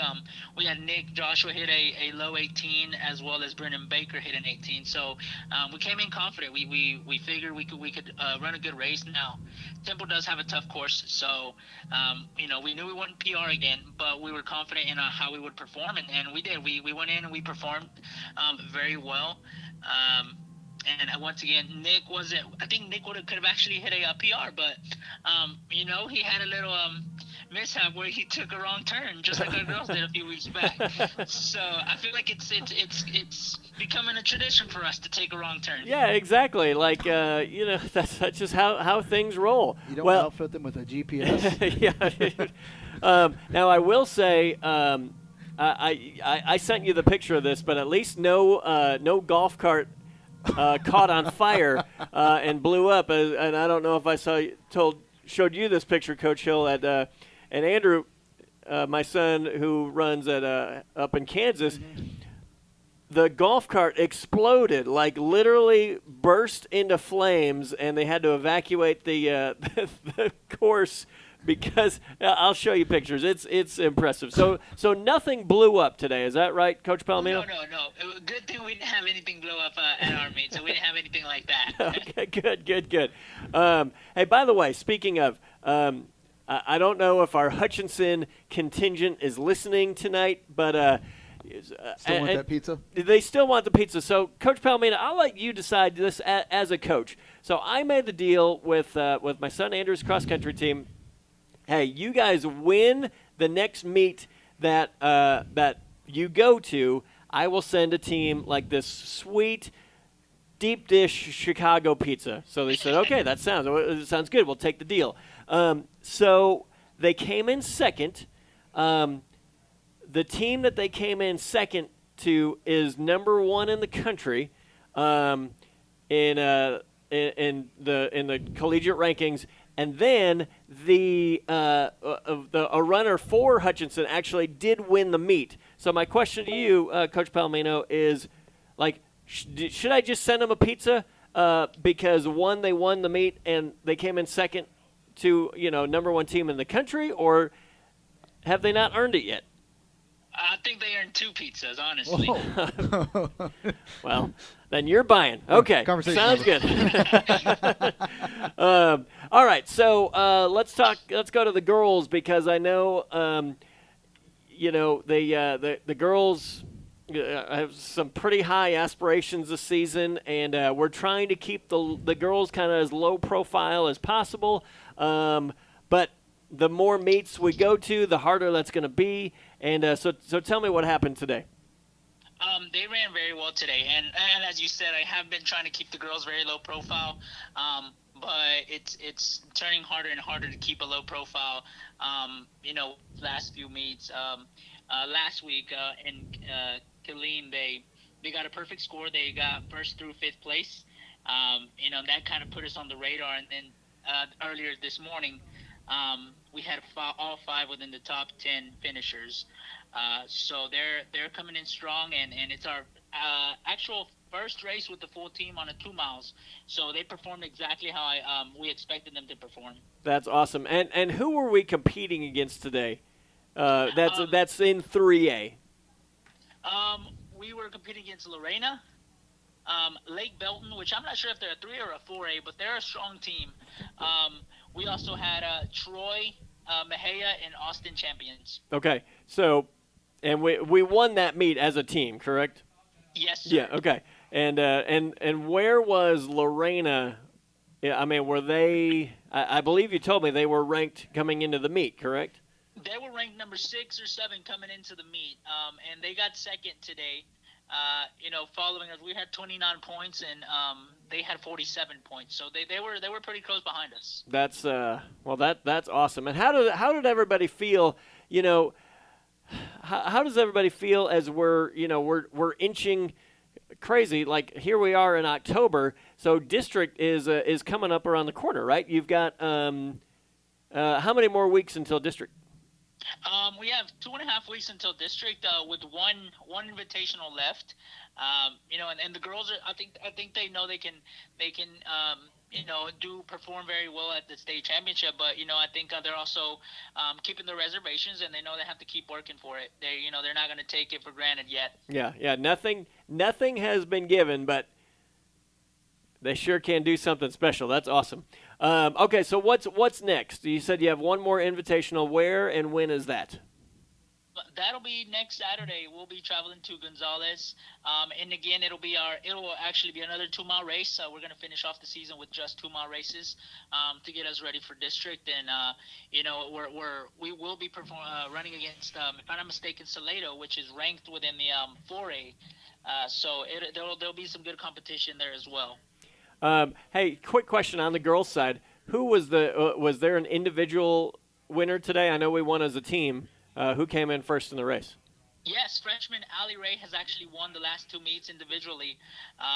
So she's performing very well. We have our prodigy, and she's doing very well the past 2 weeks, and we're looking forward for next week. Well, that's awesome. Could not happen to a nicer person. Yes, indeed. She's very, very sweet girl. Yes. All right. Well, hey, Coach Palomino, we appreciate you coming on. And so you said next Saturday you have an invitational meet? Yes, sir. Next Saturday in Gonzales. All right. So I was really setting you up to see if you would be coming on live with us next week, or you want to do a phone interview. But you have to commit at least one time to coming to the softball booth for a live interview, because, phone interviews are good, but yeah, it is a rite of passage for everybody to come in and get harassed by us, live and in person. Is that okay? Yeah, we can definitely try that. No. There's no try here. That is not a command. Sure. Yeah, I'll try that. Yeah, we'll do it. Okay, all right. Thank you. There's the commitment we're looking for. All right. Hey, Coach Palomino, thanks for all you do. I appreciate it. Thank you, sir. You have a good one. You too. All right. So, Coach Palomino, excellent cross-country coach, brand new here to the Lago Vista, but has been coaching cross-country for a while. Coach Palomino, have a good evening. All right. We will take a break and come right back with Coach Hill's scores from around the league. The excitement of Friday Night Lights here in Texas has always been special. It's that time of year again. Texas high school football is back. As supporters of high school football, Don Hewlett Chevrolet and Hewlett Volkswagen in Georgetown are proud to sponsor this broadcast. If you want a selection as big as Texas football itself, visit the Hewlett dealerships, I-35 and the Westinghouse exit in Georgetown, or visit HewlettAuto.com. Great customer service and Texas true prices.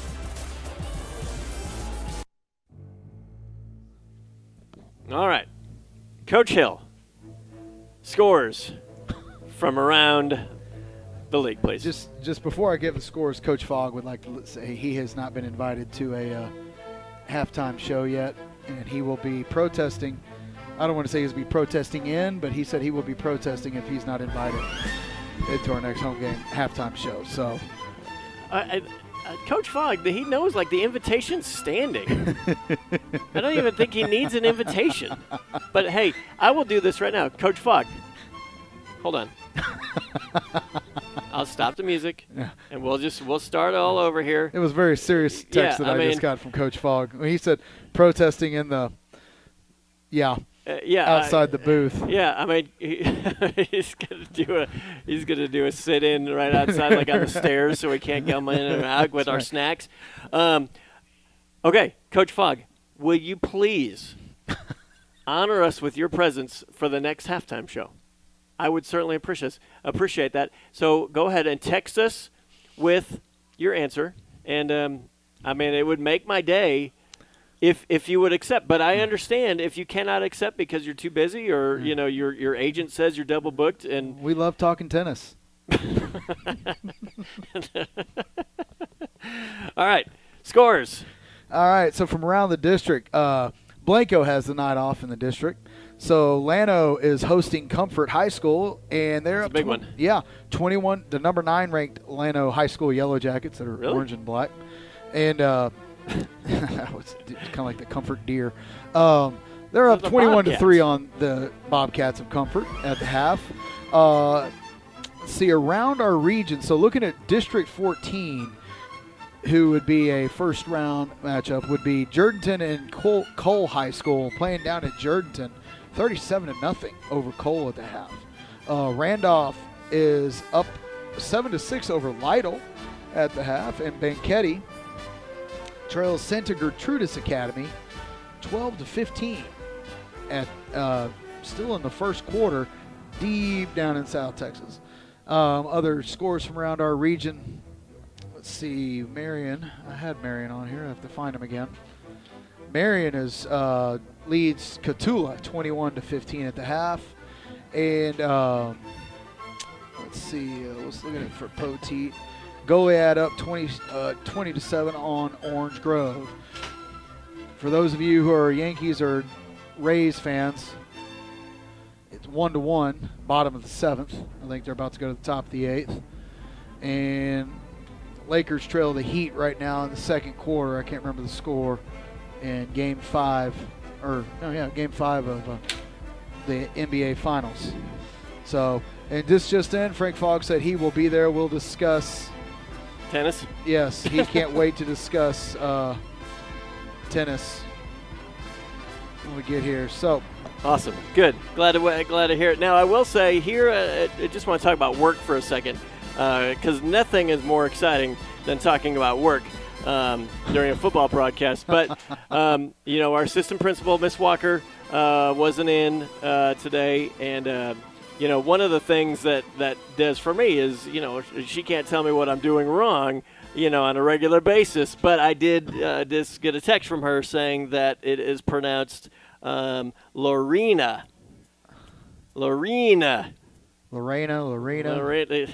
Potato, tomato, right? Who knows? So, but I do. That just made me feel more comfortable. It's like, hey, you're doing this incorrectly. You're doing this. And then Allie Dement gave us a little shout out, and she really appreciated us telling her. Literally, just from right down she below. Was sitting on the wrong side of the field. All right, so there's the horn that's so cool sounding. Yes. I do love that horn. All right. Okay, coming into the second half, what do we have to do? Hold on to the ball, first Sure. and foremost. Hold on to the football. We've scored on 2 really big plays, and you'll take points any way you can get them. But I think more than anything, I think the coaching staff would like to get some rhythm established on offense, not have the defense have to play 30 minutes of a half like they had to in the first half. But I think the Vikings can hold on to the ball here, get an offensive rhythm, show that they can, put a drive together, not just need the big play. Mm-hmm. Get some of that momentum going, and I think, I think they're going to be just fine as we go. But the big thing is, hold on to that football and, and score when you get your opportunities. Exactly. And I think you would like the defense. Well, defense was, really, for being on the field for 30 minutes, 16 points is, it's not bad. So, 14 plays on the offense. We scored on a couple big ones, but, that offense you talked about from the Eagles, they, at 3 yards in a cloud of dust, they're not in any hurry, and there's a kickoff. It's going to be fielded Hester. at the 30-yard line. Hester goes to the 35 and taken down at the 35.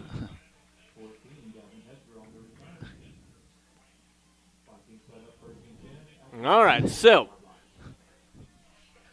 we'll see. I would imagine that they may need to go into the whatever locker room the Vikings are using and have to fix the peeled paint from a Coach Phillips speech at halftime that seemed to rally the troops, or hopefully rally the troops.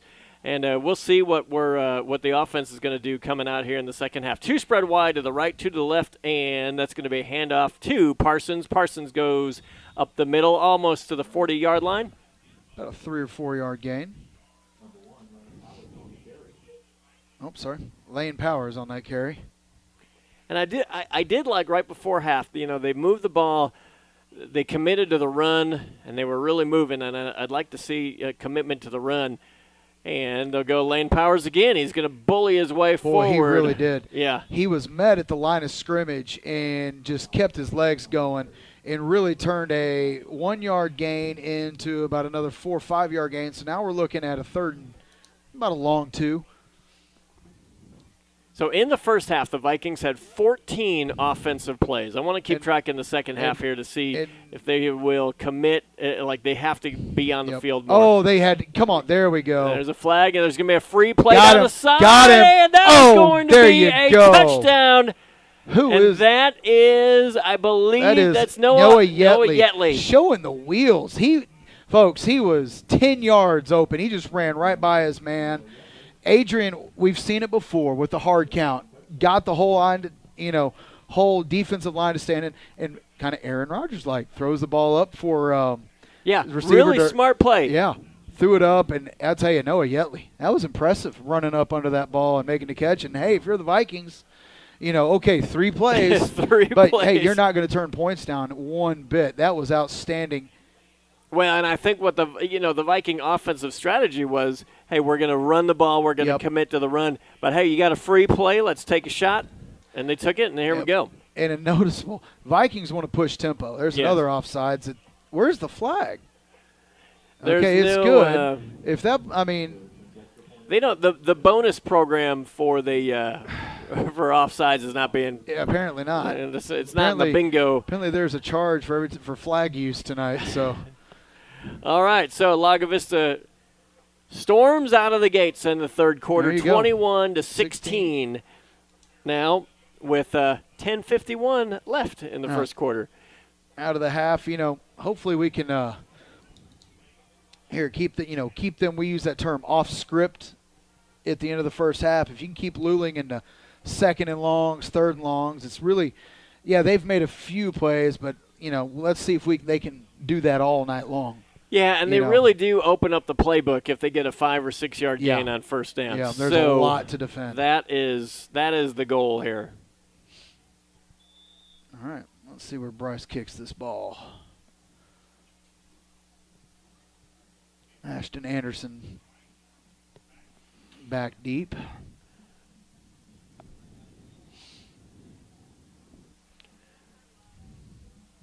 All right, Bryce Erickson to kick off. And we'll see the answer for Luling. And that's going to be a low line drive. Not even a line drive. It's a little squib kick fielded at the 20, and he is wrapped up. Hester was there first, and Bryce Jackson finished him off. Bryce Jackson has some family listening from North Carolina tonight. Hello, folks in North Carolina. And I would certainly hope, and I would just apologize for the black sheep in your family, Eric Jackson. I mean, that's all you can say, Hopefully it's the other side of the family listening from North Carolina. Like, oh, yeah, we know all about that one. We told Lisa. No. All right, tight formation for Goff. 2 H-backs, man goes into motion, and they're going to hand off up the middle. Gains a couple of yards, and again, that's a 5-yard gain. Yeah, Bryce Jackson in on that tackle. And, Munoz is grabbing his calf.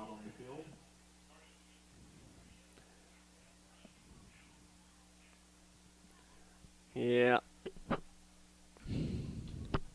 Hopefully that is a calf cramp. We will take a quick break. It is the Viking Sports Network, and we are powered by Vype Media.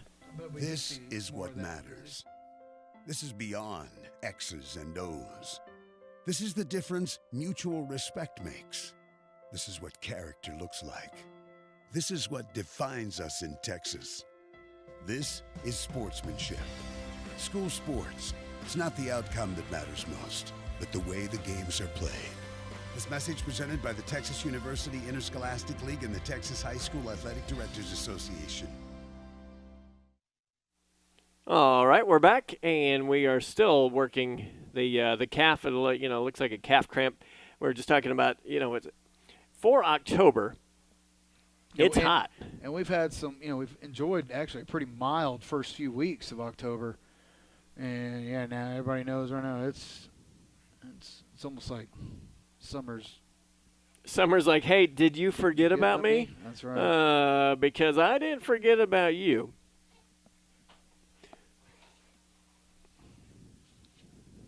But we want to say, don't forget that if you are a Hatch Green Chili fan, you know how great they are. And if you've never had Hatch Green Chilies, here's the perfect introduction. It's the new Hatch Green Chili Bacon Burger at Whataburger. It's available for a limited time. So there you go. Pretty sure the Whataburger in Lockhart will be packed on our way home. Miss Dement could stop by the nearest Whataburger on her way home right now. That's right. All right, so they still are working this cramp out. We will take one more break. It is the Viking Sports Network. We're powered by Vype Media. Good evening, football fans. John Chauvin, General Manager of Hewlett Volkswagen in Georgetown. For all the parents listening that need that perfect high school kid car, look no further. Both Don Hewlett Chevrolet and Hewlett Volkswagen stock pre-owned vehicles for every budget. We totally understand the need and desire to find the perfect car that's safe, reliable, and fits within your budget. Come see us at I-35 at the Westinghouse exit in Georgetown or visit us at hewlettauto.com. This is what matters. This is beyond X's and O's. This is the difference mutual respect makes. This is what character looks like. This is what defines us in Texas. This is sportsmanship. School sports. It's not the outcome that matters most, but the way the games are played. This message presented by the Texas University Interscholastic League and the Texas High School Athletic Directors Association. I don't think we'll do that ad. That's going to be a first down carry. Montalvo.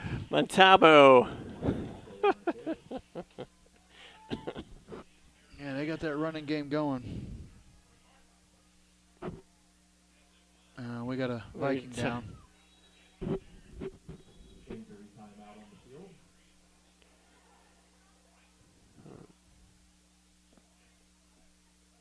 So we'll take one more break as we tend to the injured Viking. It is the Viking Sports Network, and we're powered by Vype Media.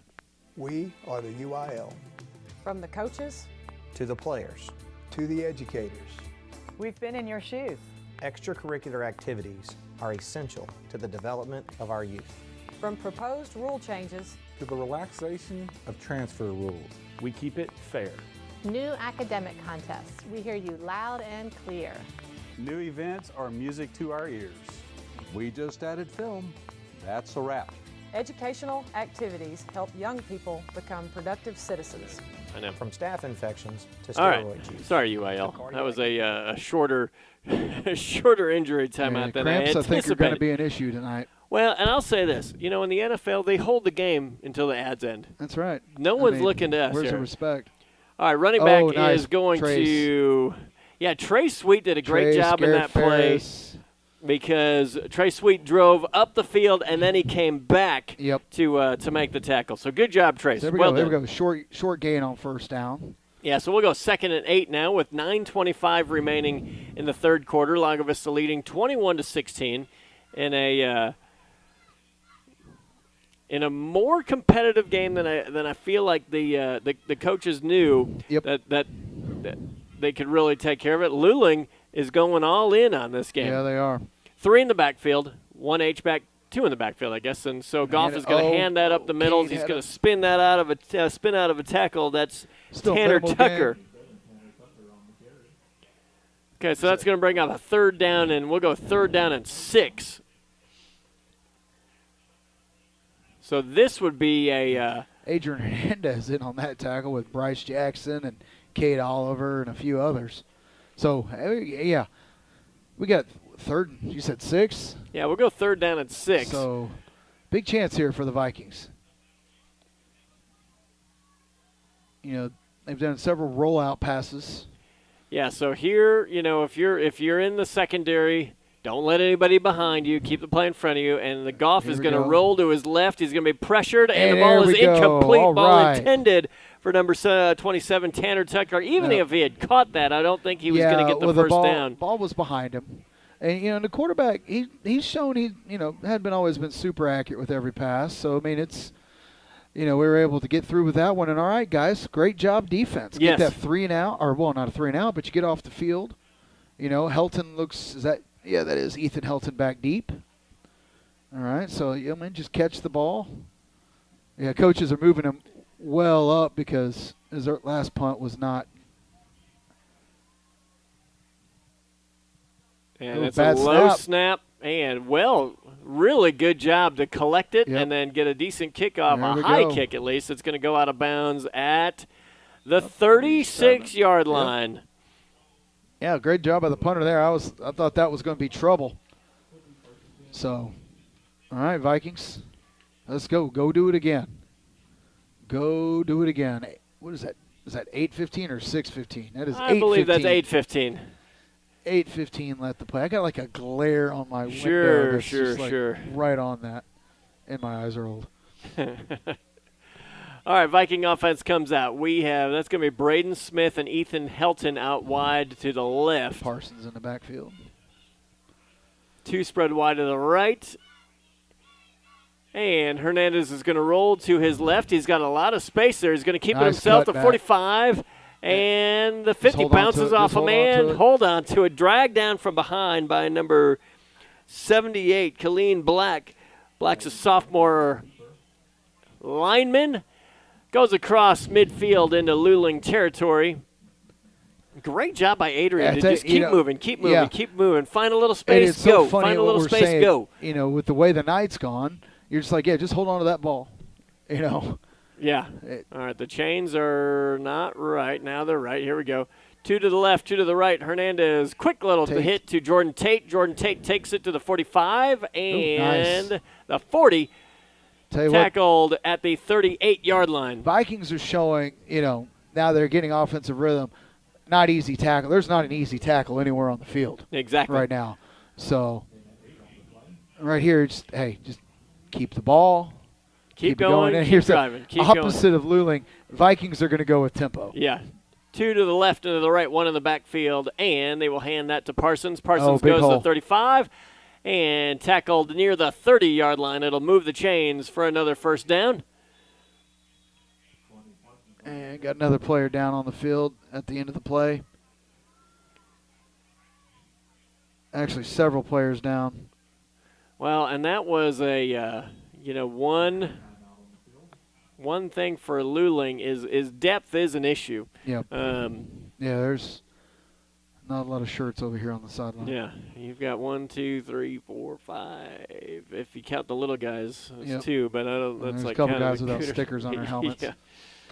So not a real big bench for Luling. No. So as you go through in another punishing game where it's hot and you're not spreading them out. You're playing a physical brand of football, and that's like you said, it hasn't been. We have enjoyed some spectacular weather the last couple weeks, so it's not like the kids have been out in 90-degree heat for the last few weeks like you'd say in September, where they're used to being in this kind of heat and humidity. And looks like it's taking its toll on some kids this evening. Yep.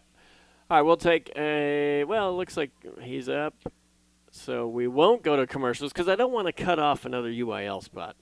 Yep.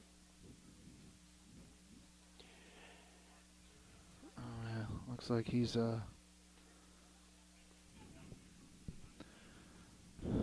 may have cut his lip or something.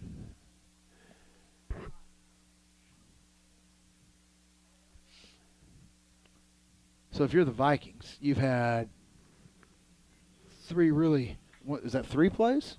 4 plays. This drive. Yeah, this drive. That's been 4 plays. 4 plays. Good yardage on each. Yeah, it looks like there was a little blood on the field as they're disinfecting the 3 on the 30-yard line. Yep.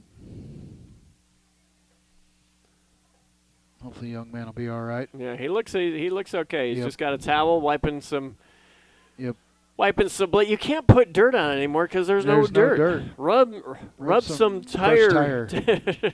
Rub some tire particles on it. Or coconut, whatever it is now down there. Coconut? Yeah, Jordanton's fields have crushed coconut. Or not coconut, crushed cork. Huh, that's probably better than tires. 3 spread wide to the left, 1 in the backfield, 1 to the right for Adrian Hernandez. And Hernandez is going to roll right. He's got a seam. He's got the 25, the 20, the 10. He knocked somebody's helmet off. Yeah. I hope the young man, he got a knee. He went down to tackle Adrian, and his head went right down on Adrian's knee, and appears to be all right. But that's going to be he has to come off the field because his helmet came off, I believe. It's a 1st and 10 for the Vikings at the 11-yard line. Well, Adrian got around that edge in a whole lot of hurry. And the Vikings hurry to the line, and let's keep going. 2 spread wide to the left, 2 to the right, 1 in the backfield Hernandez is going to take the snap, and he's going to roll left. He's feeling it, so why not? He's at the 5, inside the 5, near the end zone. We'll go about the 2-yard line. Nope, I'm sorry, 3-yard line. He's running really, really well right now. Well, and that was one of the things here comes, that I believe, Odin package. That was one of the things that the Vikings wanted to do was get Adrian involved more in the running game because he is a very dangerous. I mean, he's a dangerous passer. We've seen his arm, and he's a very dangerous runner as well. All right, so Odin package. And that is Lane Powers at running back. He puts man into motion, and he's going to keep it himself, and he is going to get a touchdown. Tell you what, great job right there by the Vikings. You're able to scheme a way to get Lane basically one-on-one, where we haven't seen Lane not fall forward ever after contact this year. So we haven't seen that since he was 2. Yeah, so great job by the Vikings right there, and another great drive. And yeah, that's a real big one. As we said, okay, first half was over. Yep. But let's come out to the second half and to make some changes and let's make this the kind of game that it should be. As Bryce Erickson kicks the extra point through, so that makes it 28-16 with 6 minutes and 12 seconds remaining in the third quarter. It is the Viking Sports Network. We're powered by Vype Media.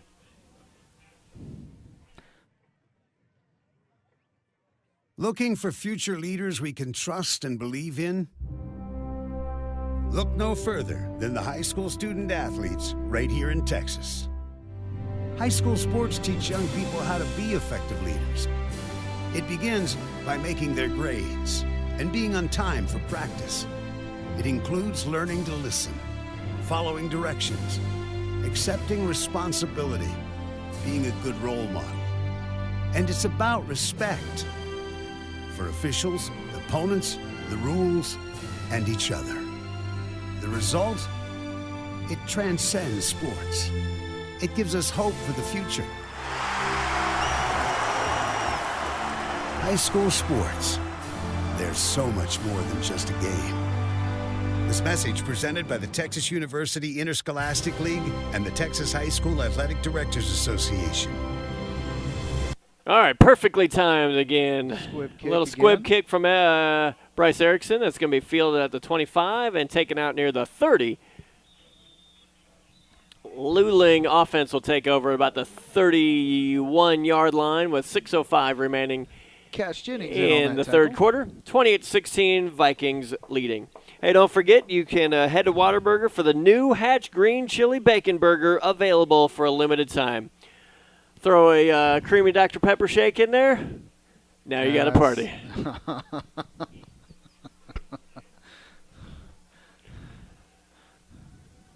That's Coach Stoner's favorite thing to eat. Yeah, sounds like a party. And they're going to throw on first down. Goff reaches around, almost intercepted in and out of the hands of, that's number 5. Bowen Staub. And really, I mean, he's trailing the defender, or the receiver, and it went right through the receiver and hit Bowen kind of unexpectedly. And yeah, I think if you're Bowen, you're expecting to make a play on the receiver. He's getting ready to make a tackle, and the ball's in his hands. So I think big momentum right here. I mean, the momentum's clearly on the Vikings side. You get a 3-and-out here, and yeah, you know. You got to feel pretty good about the direction of the third quarter. Yes. All right, guys, keep Goff it going. under center, man goes into motion, and there's going to be a pitch to the right side, and that is a great tackle. Bryce Jackson. He was in the playbook. Yeah. he was in the playbook on that play. Well, and that's the difference from the first half to second half that I've seen is in the first half, Luling would make those pitches, and then they would get 3-4 yards, 5 yards before contact. This time, Bryce Jackson just blew that play up from the beginning. Third down and 15. Big time negative play for the defense right there. Well, and on that offense, right, you can't have negative plays. 3rd and 15, you don't have a play for that. Yeah.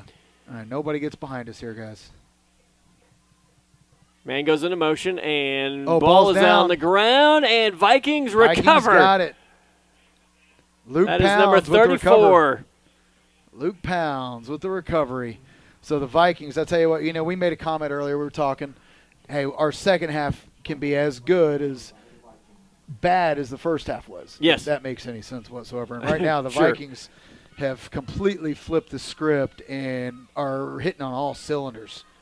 So let's keep it going. Well, and I do think, I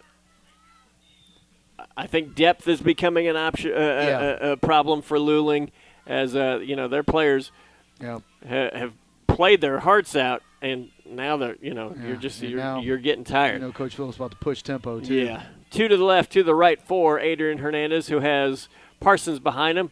Quick pass on the double move. He's got Braden Smith in the end zone overthrow. But that's that was Luling was coming with a pretty big blitz there. Yep. And it was the right call. Tried to hit the quick hitter, as they call it, after the turnover. Yep. But I would say, hey, continue, right? Yep. Like I think that's where you're going to be able to have some success. 2 to the left, 2 to the right, where this Viking offense can get some explosive plays. And they're going to hand that to Parsons, who goes across the 20. Look at him go. 5. He's at the 20, the 10. He is in for a touchdown. How awesome was that run? Yeah, it was unbelievable as he just made some people miss. Bowen Staub's run earlier was incredible. Yes. And that right there, you and I were just marveling. We had a great view for that. Logan just stepping out of tackles, and then get to the sideline and beat everyone down the sideline for a touchdown. Outstanding run by Logan Parsons. Well, that's what we were talking about. This is what the coaches kind of expected, and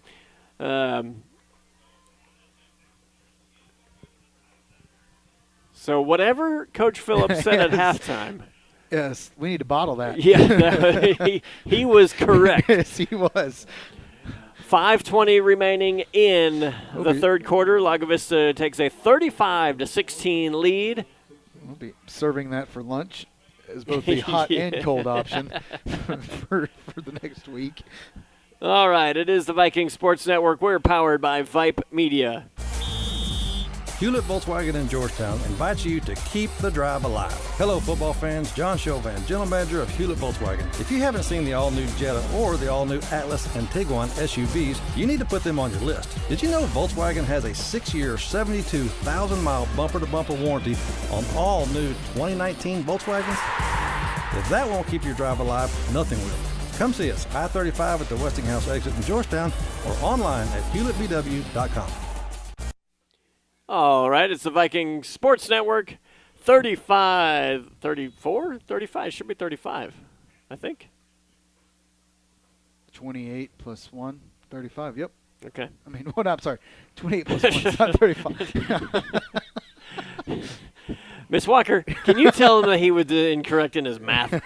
Even I know that one. All right, Bill Falls is going to be fielded inside the 20, and that is going to be will go backwards. Yeah, lucky to hold on to that ball as Ashton Anderson had that in not the best, rather precarious holding. Yeah, it was a little far out from the body. Yep. And, Vikings it's all about body language at this point. Now, Vikings smell blood. Yeah. They smell blood. They are, look at them out there. I mean, they are ready to go. They're on their toes. And Luling's kind of like, oh, we've seen this before. Yeah. The interesting thing is about Luling, and your heart goes out to 2 years ago, they won a game. Then the next week, they played Lago Vista, in Lago Vista, and we won. And Luling has not won a game since then. Yep. And when there's going to be some pressure from Goff, and that's going to be an incomplete pass. What an effort by Goff. Yeah, Kate Oliver in there on that pressure, along with I'm going to have to get my binoculars out. Ethan Helton. And, it's Yeah, like you said, it's been a long road for Luling. And we got another Luling player getting with the cramps. I believe that's number 12, who we don't have a name for on the roster, so we apologize. But I know he's caught a couple touchdowns. Yeah, he made some big plays in the first half. Yes, he did. But he's able to come off the field. And my calves are starting to hurt just watching. It's tough broadcasting a whole game. Well, we had last week off. Yeah. You know. That's right.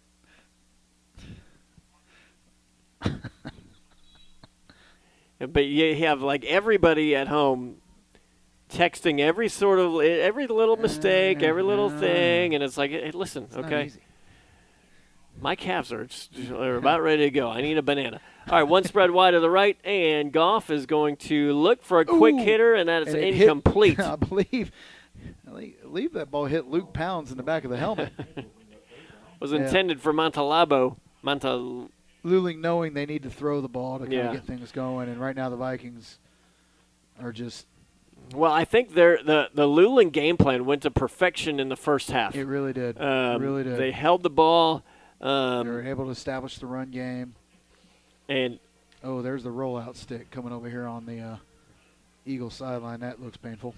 that's a rough one. That is a rough one. All right, third down and 10 for Luling as they go to the backfield, and Goff's going to keep it himself, and he is not going to get anywhere. Nowhere. Gobbled up by Pearson. I believe that's Braden 21, Smith. I believe that's we don't who? No, it's not 21. It is dadgummit. There's another we got different uniforms or something because another Luling player slow to get up. Devin Hester. I want to say who that was. I don't believe that was Devin Hester. You don't think so? Not Gavin. Gavin's 14.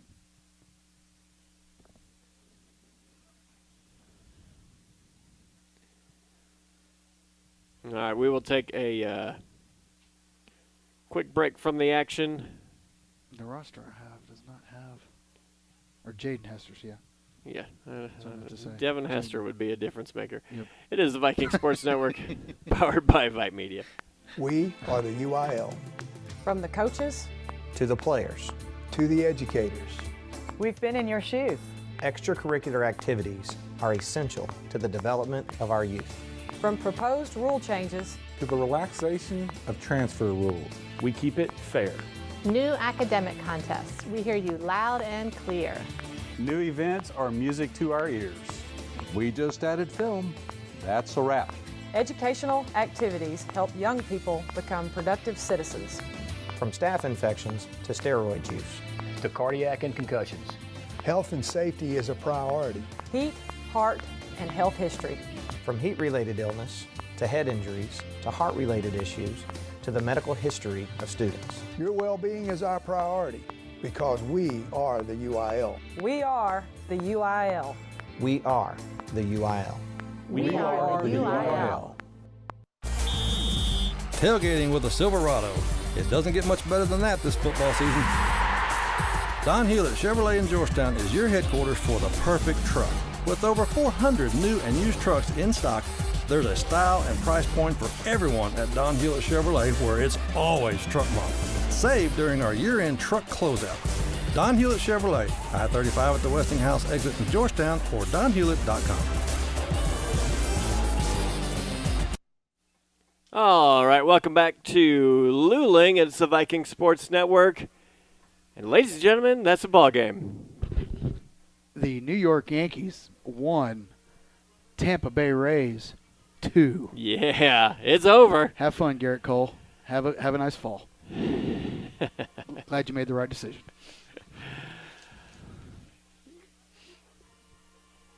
All right. That's going to be 4th and 11. Luling is going to punt. And that's a yeah, really well played short hop. And who was that? That was it was almost that ball had a heat seeker on Trace Sweet, and it just missed Trace as he was trying to block. That was almost blocked by number 3. Oh, that's Bryce Jackson. Bryce Jackson came diving in there and almost. I don't know how he missed it. I think he needs to eat more. Yeah. His dad is on a pretty strict diet, so he yeah. probably forces that on his children. Got to keep the abs. We all have abs. It's just where we choose to keep them. I like to keep mine padded. They're special. 2 to the left, 2 to the right, and they're going to hand that to Parsons. Parsons is going to be tackled. Nope, he's not going to be tackled. Reverse it. He's going to break across the 45, the 40, the 35, the 20. He's in for the touchdown. Logan Parsons right there. Wow. He was wrapped up at the 45-yard line, and he just spun out of a few tackles and turned on the jets. That was impressive.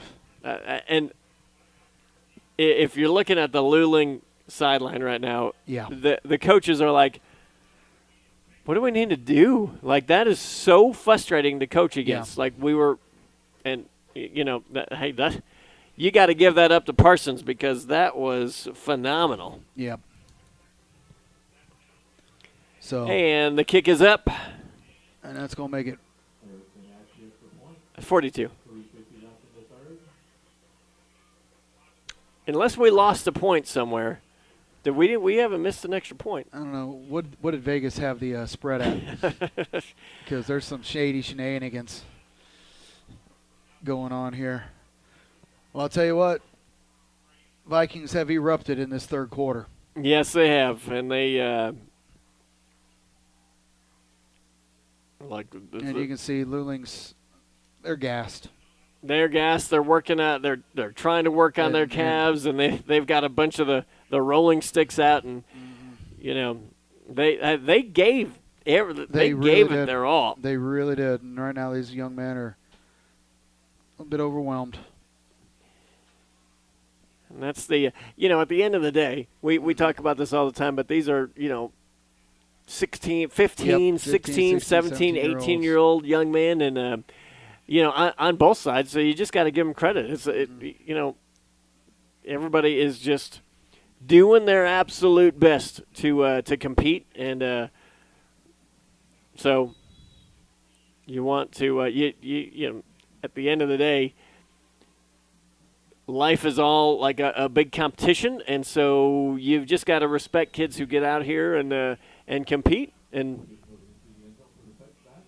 sometimes it goes your way, and sometimes it doesn't, and it doesn't take anything else away from the competitor, right? Because you're out there and you're the one whose calf is cramping up, beyond belief. It's not anybody else, and you're the one who's got the bloody lip or whatever, and that's you because you're the one out there. So, but it's been a demoralizing fourth quarter. Third. We're not at the fourth quarter yet. Still 3:50 to go in the third quarter. So the Luling was leading 16-14 coming into the third quarter, and the Vikings have put their stamp on this game. Yep.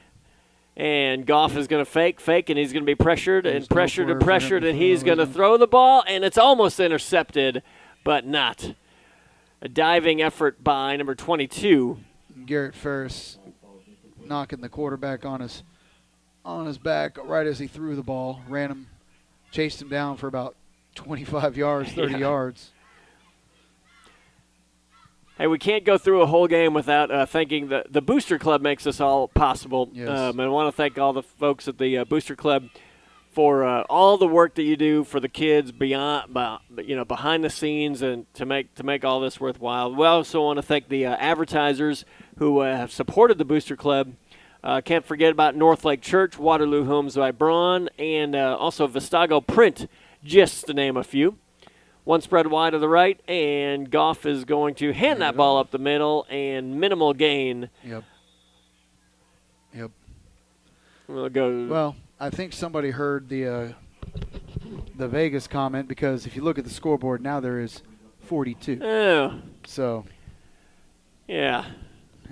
Yeah. No more shady shenanigans. Vitolis and his Vegas connections. He was like, hold on, everybody. That's right. He's probably sipping on some tea and his boot up. Coach Broken Toe Vitolis. That's right. Ask him the story about how he broke his toe. It's pretty entertaining. Go around curves in a golf cart slow. I'm not going to give away the story, but just be careful. Yeah. Don't let him drive you anywhere. Exactly. That's going to be number 2. Keegan Reiser goes around the right edge. He's going to battle. Yeah, it's going to be about half a yard. Yep. Depending on where they spot this ball, about a full yard short. So should be 4th down and a yard. Yep. And they're going to go for it.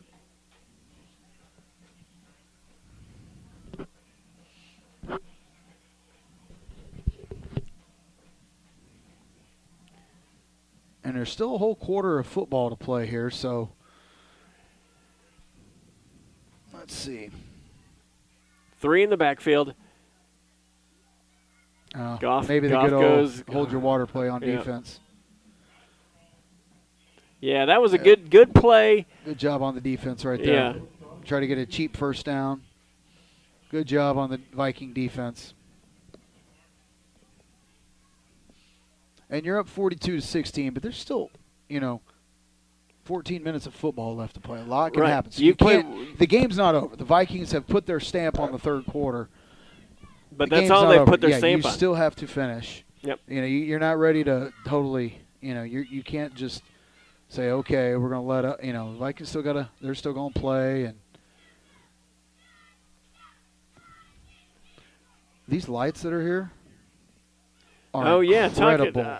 We can't see the lights because, obviously the camera's looking at the field and not the lights, but it's the new LED lights.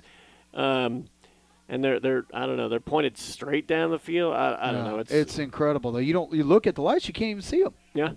But there's light all over the field. It's as lit up as anything I've ever seen.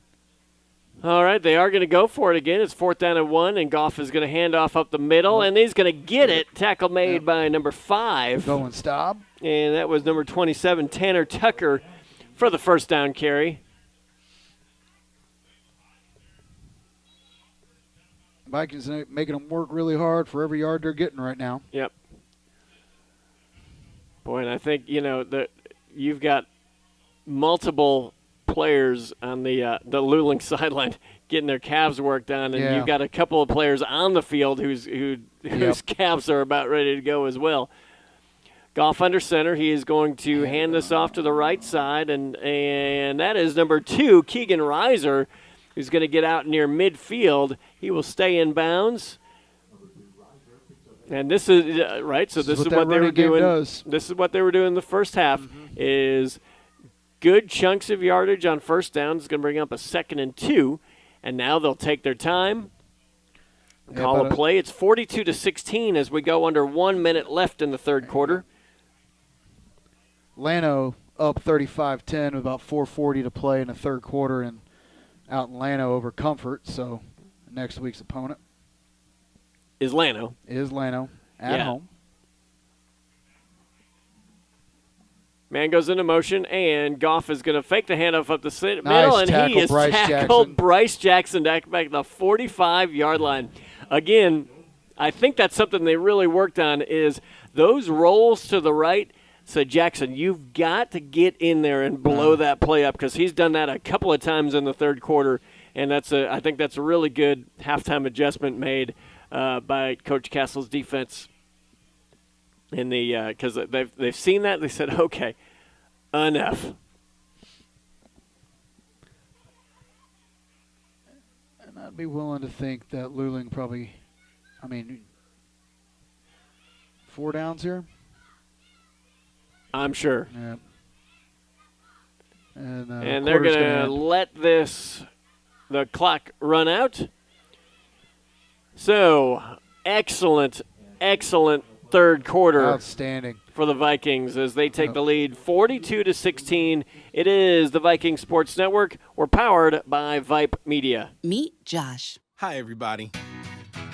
Josh is a high school basketball player, solid shooter, great teammate. Hey, don't forget my tenacious D. And he's my son. Oh. So, what does Josh do to be the best basketball player he can be? I play tennis. Studies show that student athletes here in Texas who play more than one high school sport are more likely to excel. Tennis does more than improve Josh's conditioning. It gives him a fresh competitive outlet, reduces the risk of injury by cross-training, and introduces him to different coaching techniques and new friends. Don't get me wrong, hoops are my first love. Tennis just gives me a little break. So when the new season begins, Josh isn't burned out on basketball. He's eager to play. And you can see the difference in his game. This message presented by the Texas University Interscholastic League and the Texas High School Athletic Directors Association. It is the Viking Sports Network. 3rd down and 6, and that's going to be a handoff. Oh, boy, he is nowhere to go. That was number 11. Jordan Tate? Or on the tackle? That was on the carry. On the carry. Mark Montalvo. And that was, I think if it's 4th down and 5 there, maybe they go for it. Yeah. But now they're going to punt as the Luling offense is coming off the field, and they're moving slow. Yeah. Hey, would like to give a shout out to BJ Hill, like in the tweet from the Viking Sports Network. Thanks for listening tonight, BJ. And there's a kick. That's a nice high kick, and that's going to be fielded at the 30. That is Helton. Helton takes it to the 40, the 50, and he's at the 40, the 30, and inside the 25-yard line. He didn't hurdle anybody, but I guess that was okay. He tried to spin through a few tackles there, and you can't tell players not to hunt for touchdowns. Exactly. They're going to give their best effort. Yep. You can't tell them turn it off. You really can't. And it's hard because when usually when you turn it off is when weird stuff happens. Yeah. Well, and that's when you start kind of disrespecting the game, and nobody likes that, right? Like, if you're competing, you need to compete hard. That's and right. It's always. I think that's the way you don't get yourself in trouble. However, this is Jeremy Hill in at quarterback. Hill's going to hand that to Parsons. Parsons goes across the 15, the 10, and he is inside the 5, tripped up just before the end zone. Looking for 3 touchdowns and 3 carries.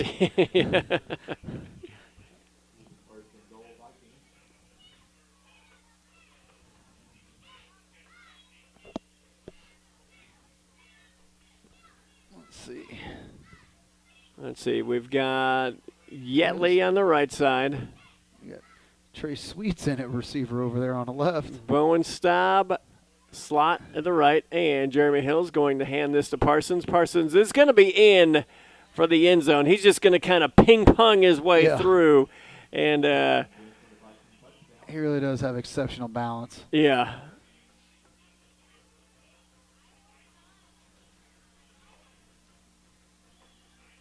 I do appreciate, I think the Viking players have, the game has turned, and I do appreciate what I'm seeing is they're helping a lot of guys up, and I think they're everybody's kind of in the same boat. Like, we're playing hard. Yep. Good job. There's just really shows the respect for the game. Yep. I'm happy they're able to move on past that first half. Yeah. Snap, hold, and kick. Oh, they're going to fake it. And not sure that Trace ever really had his hands on that ball. Yep. I tell you, if you they're going to throw a penalty flag. I really don't know why.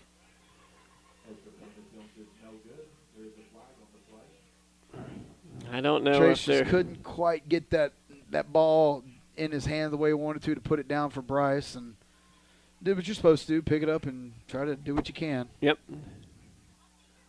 And they're going to wave the flag. Yeah. I think what they were calling it on initially was when Trace threw the ball. Toss the ball over his shoulder. And but then I think they thought better. Like, okay, he was just letting it go. Yeah. That was no disrespect intended or anything like that. So, all right. So the scoreboard is right, and we are right. It is 48-16 with 9:55 remaining in the game. Just to thank a couple of other sponsors for the Lago Vista Booster Club. Don't forget American Door and Glass and also CMG Financial. Without support from our local advertisers, we could not, the Booster Club could not do what they do for the students of Lago Vista, so thank you very much. Bring you some scores from around the region. The Vikings are in Region 4 this year, and instead of Region 3 as they've been in the last couple of years. So Jourdanton High School, the Jourdanton Indians all over Cole tonight, 51-0. Jourdanton plays out of District 14, kind of our sister district. Randolph defeated Lytle 14-6. There's going to be a low squib kick. It's going to be fielded at the 25-yard line by number 7, Jacob Goff. Goff is going to get out of bounds, pushed out of bounds inside Viking territory by the kicker, Bryce Erickson. So next week is going to be a big game against Llano, and it's going to be a more difficult ticket to get because for the homecoming game, the school district went to 50% attendance, and the decision's been made that 50% is a little bit too much. So we're going to move that down to about 30% attendance and 30% of capacity. And there's going to be a handoff. It's going to go on the left side. Nice tackle by number 6, Noah Yetley. Drives number 33, Ashton Anderson, out of bounds.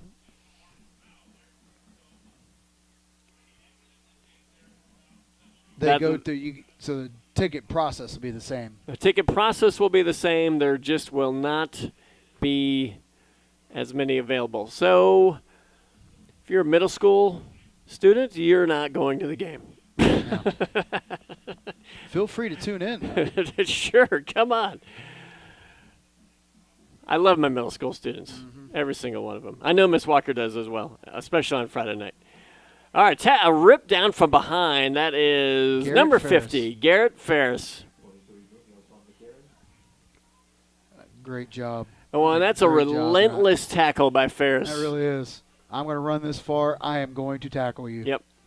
Because he's doing that from the defensive line. Running all the way down the field. And we saw that, with the touchdown run from Parsons where he was wrapped up and he was able to break free. So the chains and the ball don't agree. Guy's looking out of his right eye down there, I guess. The referee's trying to straddle. We'll just figure it out. Right. There's going to be some pressure put on Goff, and Goff's going to try to keep it himself. Take it down. Helmet up. Yeah, his helmet went flying, and that is and he gets up and he's good, but that's scary when that happens. It is always scary when that helmet comes off, isn't it?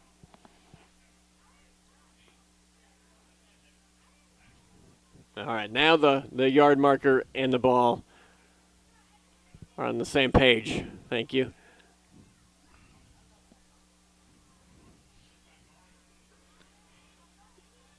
Bring you a score from District 15 out of the region. Goliad trailing Orange Grove 43-26. Orange Grove in the fourth quarter. 10 minutes to play in the fourth quarter. That's out of Region 15. So we're going to timeout on the field. Timeout Marion High School out of Region 14. Once again, our sister district. Marion High School up 35-28, up one score on Cotulla. Also in district play there in region or in District 14. Let's see who else. Poteet has the night off.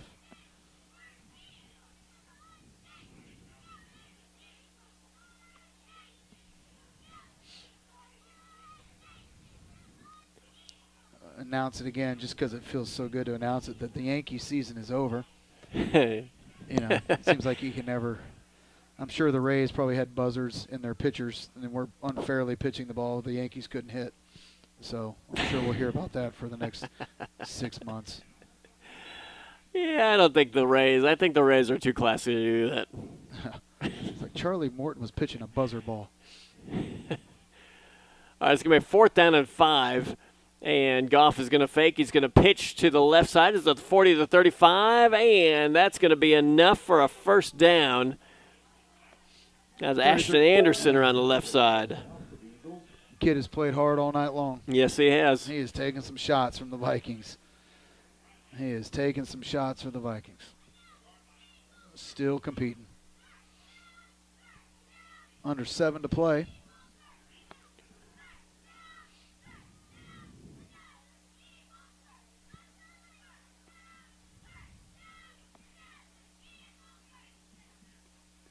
All right, 3 in the backfield.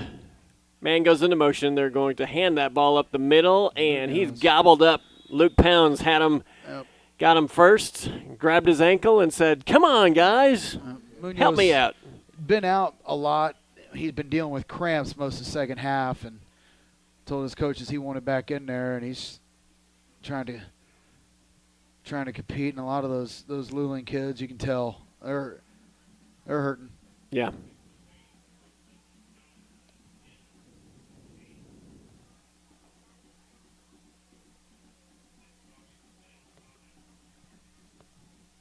Clock continues to tick. As we go under 6 minutes remaining in the ball game. 3 in the backfield for Goff. Man goes into motion, and they're going to pitch that out to the right side. That's number 33, Ashton Anderson. Jordan Tate, nice tackle.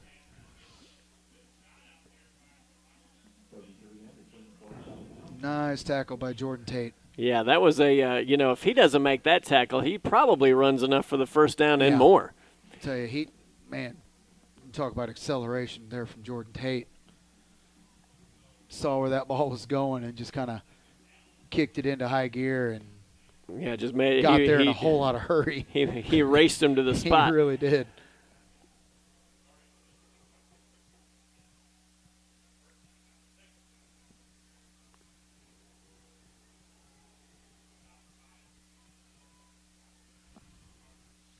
All right, Goff is going to be. I think he tripped or something as he was dropping back. Couldn't tell if it was a bad snap or not a bad handoff or. So, they're going to go for it. Yep, it's going to bring up 4th down and 9.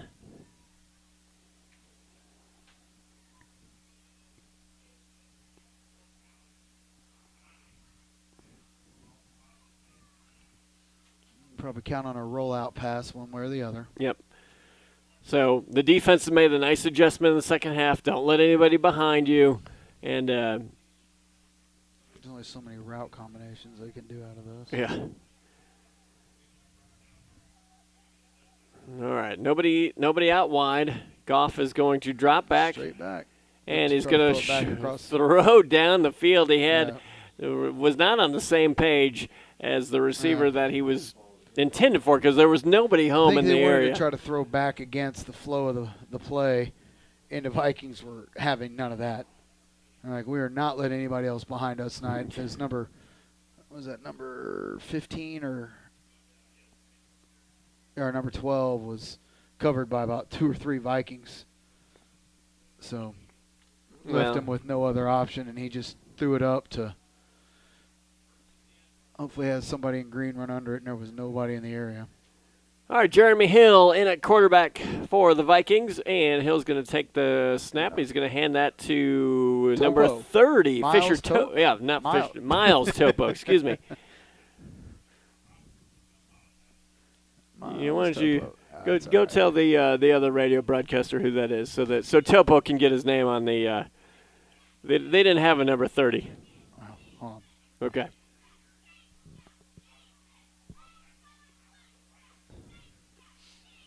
Is he not on this roster?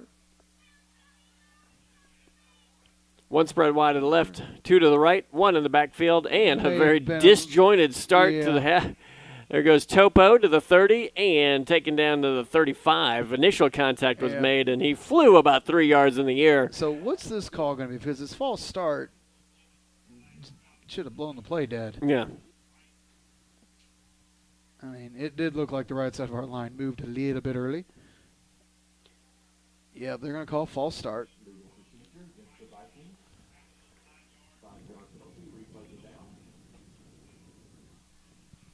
Oh.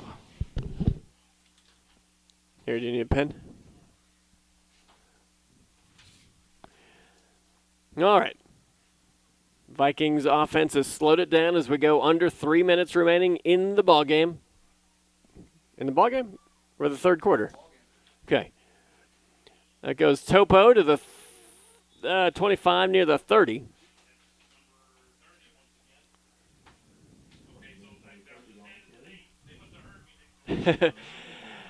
Yeah, we did. You know, the Luling radio broadcast, this sounds really good because mostly what I'm doing is I'm listening to them and then trying to repeat all that they're saying because the Luling broadcasting crew is good.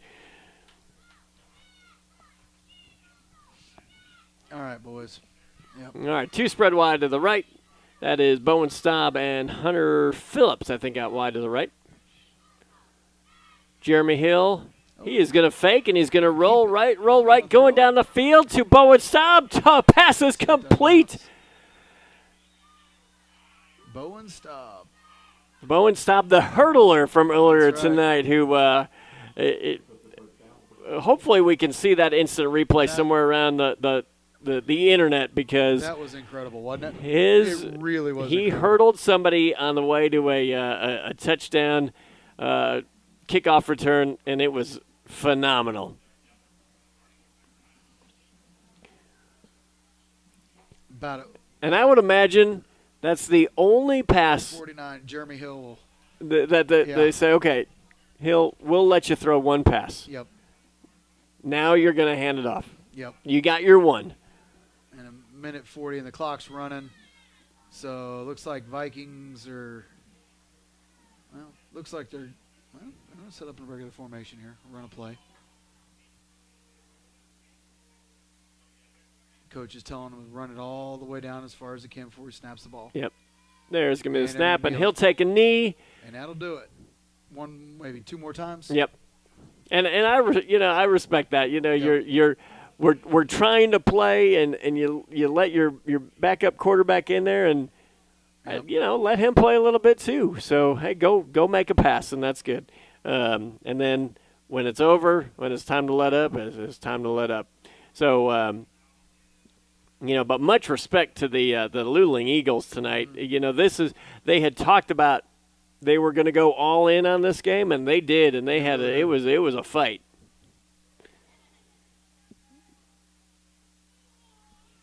And yeah, he'll just kneel it one more time, and it'll be done. And that'll do it. Yep. Awesome.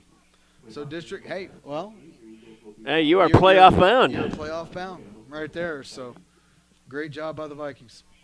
Well, and that was, one of the things they had to do to, take care of what you're supposed to take care of. And it was a little dicey there for a bit as, Luling led at halftime. And I think the Vikings were a little surprised and shocked, and it's like, what is going on? Yeah. And that is officially the end of the game. So that is it.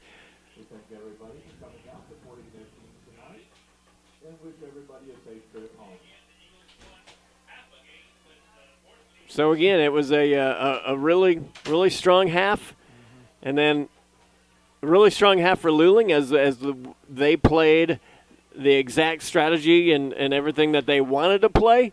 And then the second half, hold somebody to 14 plays and a half. That's impressive. Yeah. That was exactly what they wanted to do. They implemented their game plan to perfection, and then the second half, well, Lago Vista implemented their game plan to perfection. We'll take a quick break. We'll be right back right after this. It is the Viking Sports Network. 48-16 is the final from Luling. It's the Viking Sports Network powered by Vype Media.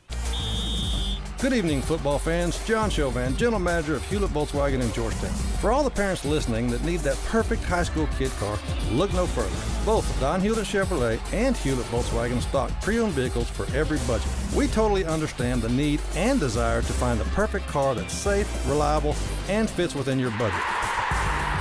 Come see us at I-35 at the Westinghouse exit in Georgetown or visit us at hewlettauto.com. All right, it is the Viking Sports Network, and we're powered by Vype Media. And, we're talking about next week, and we've got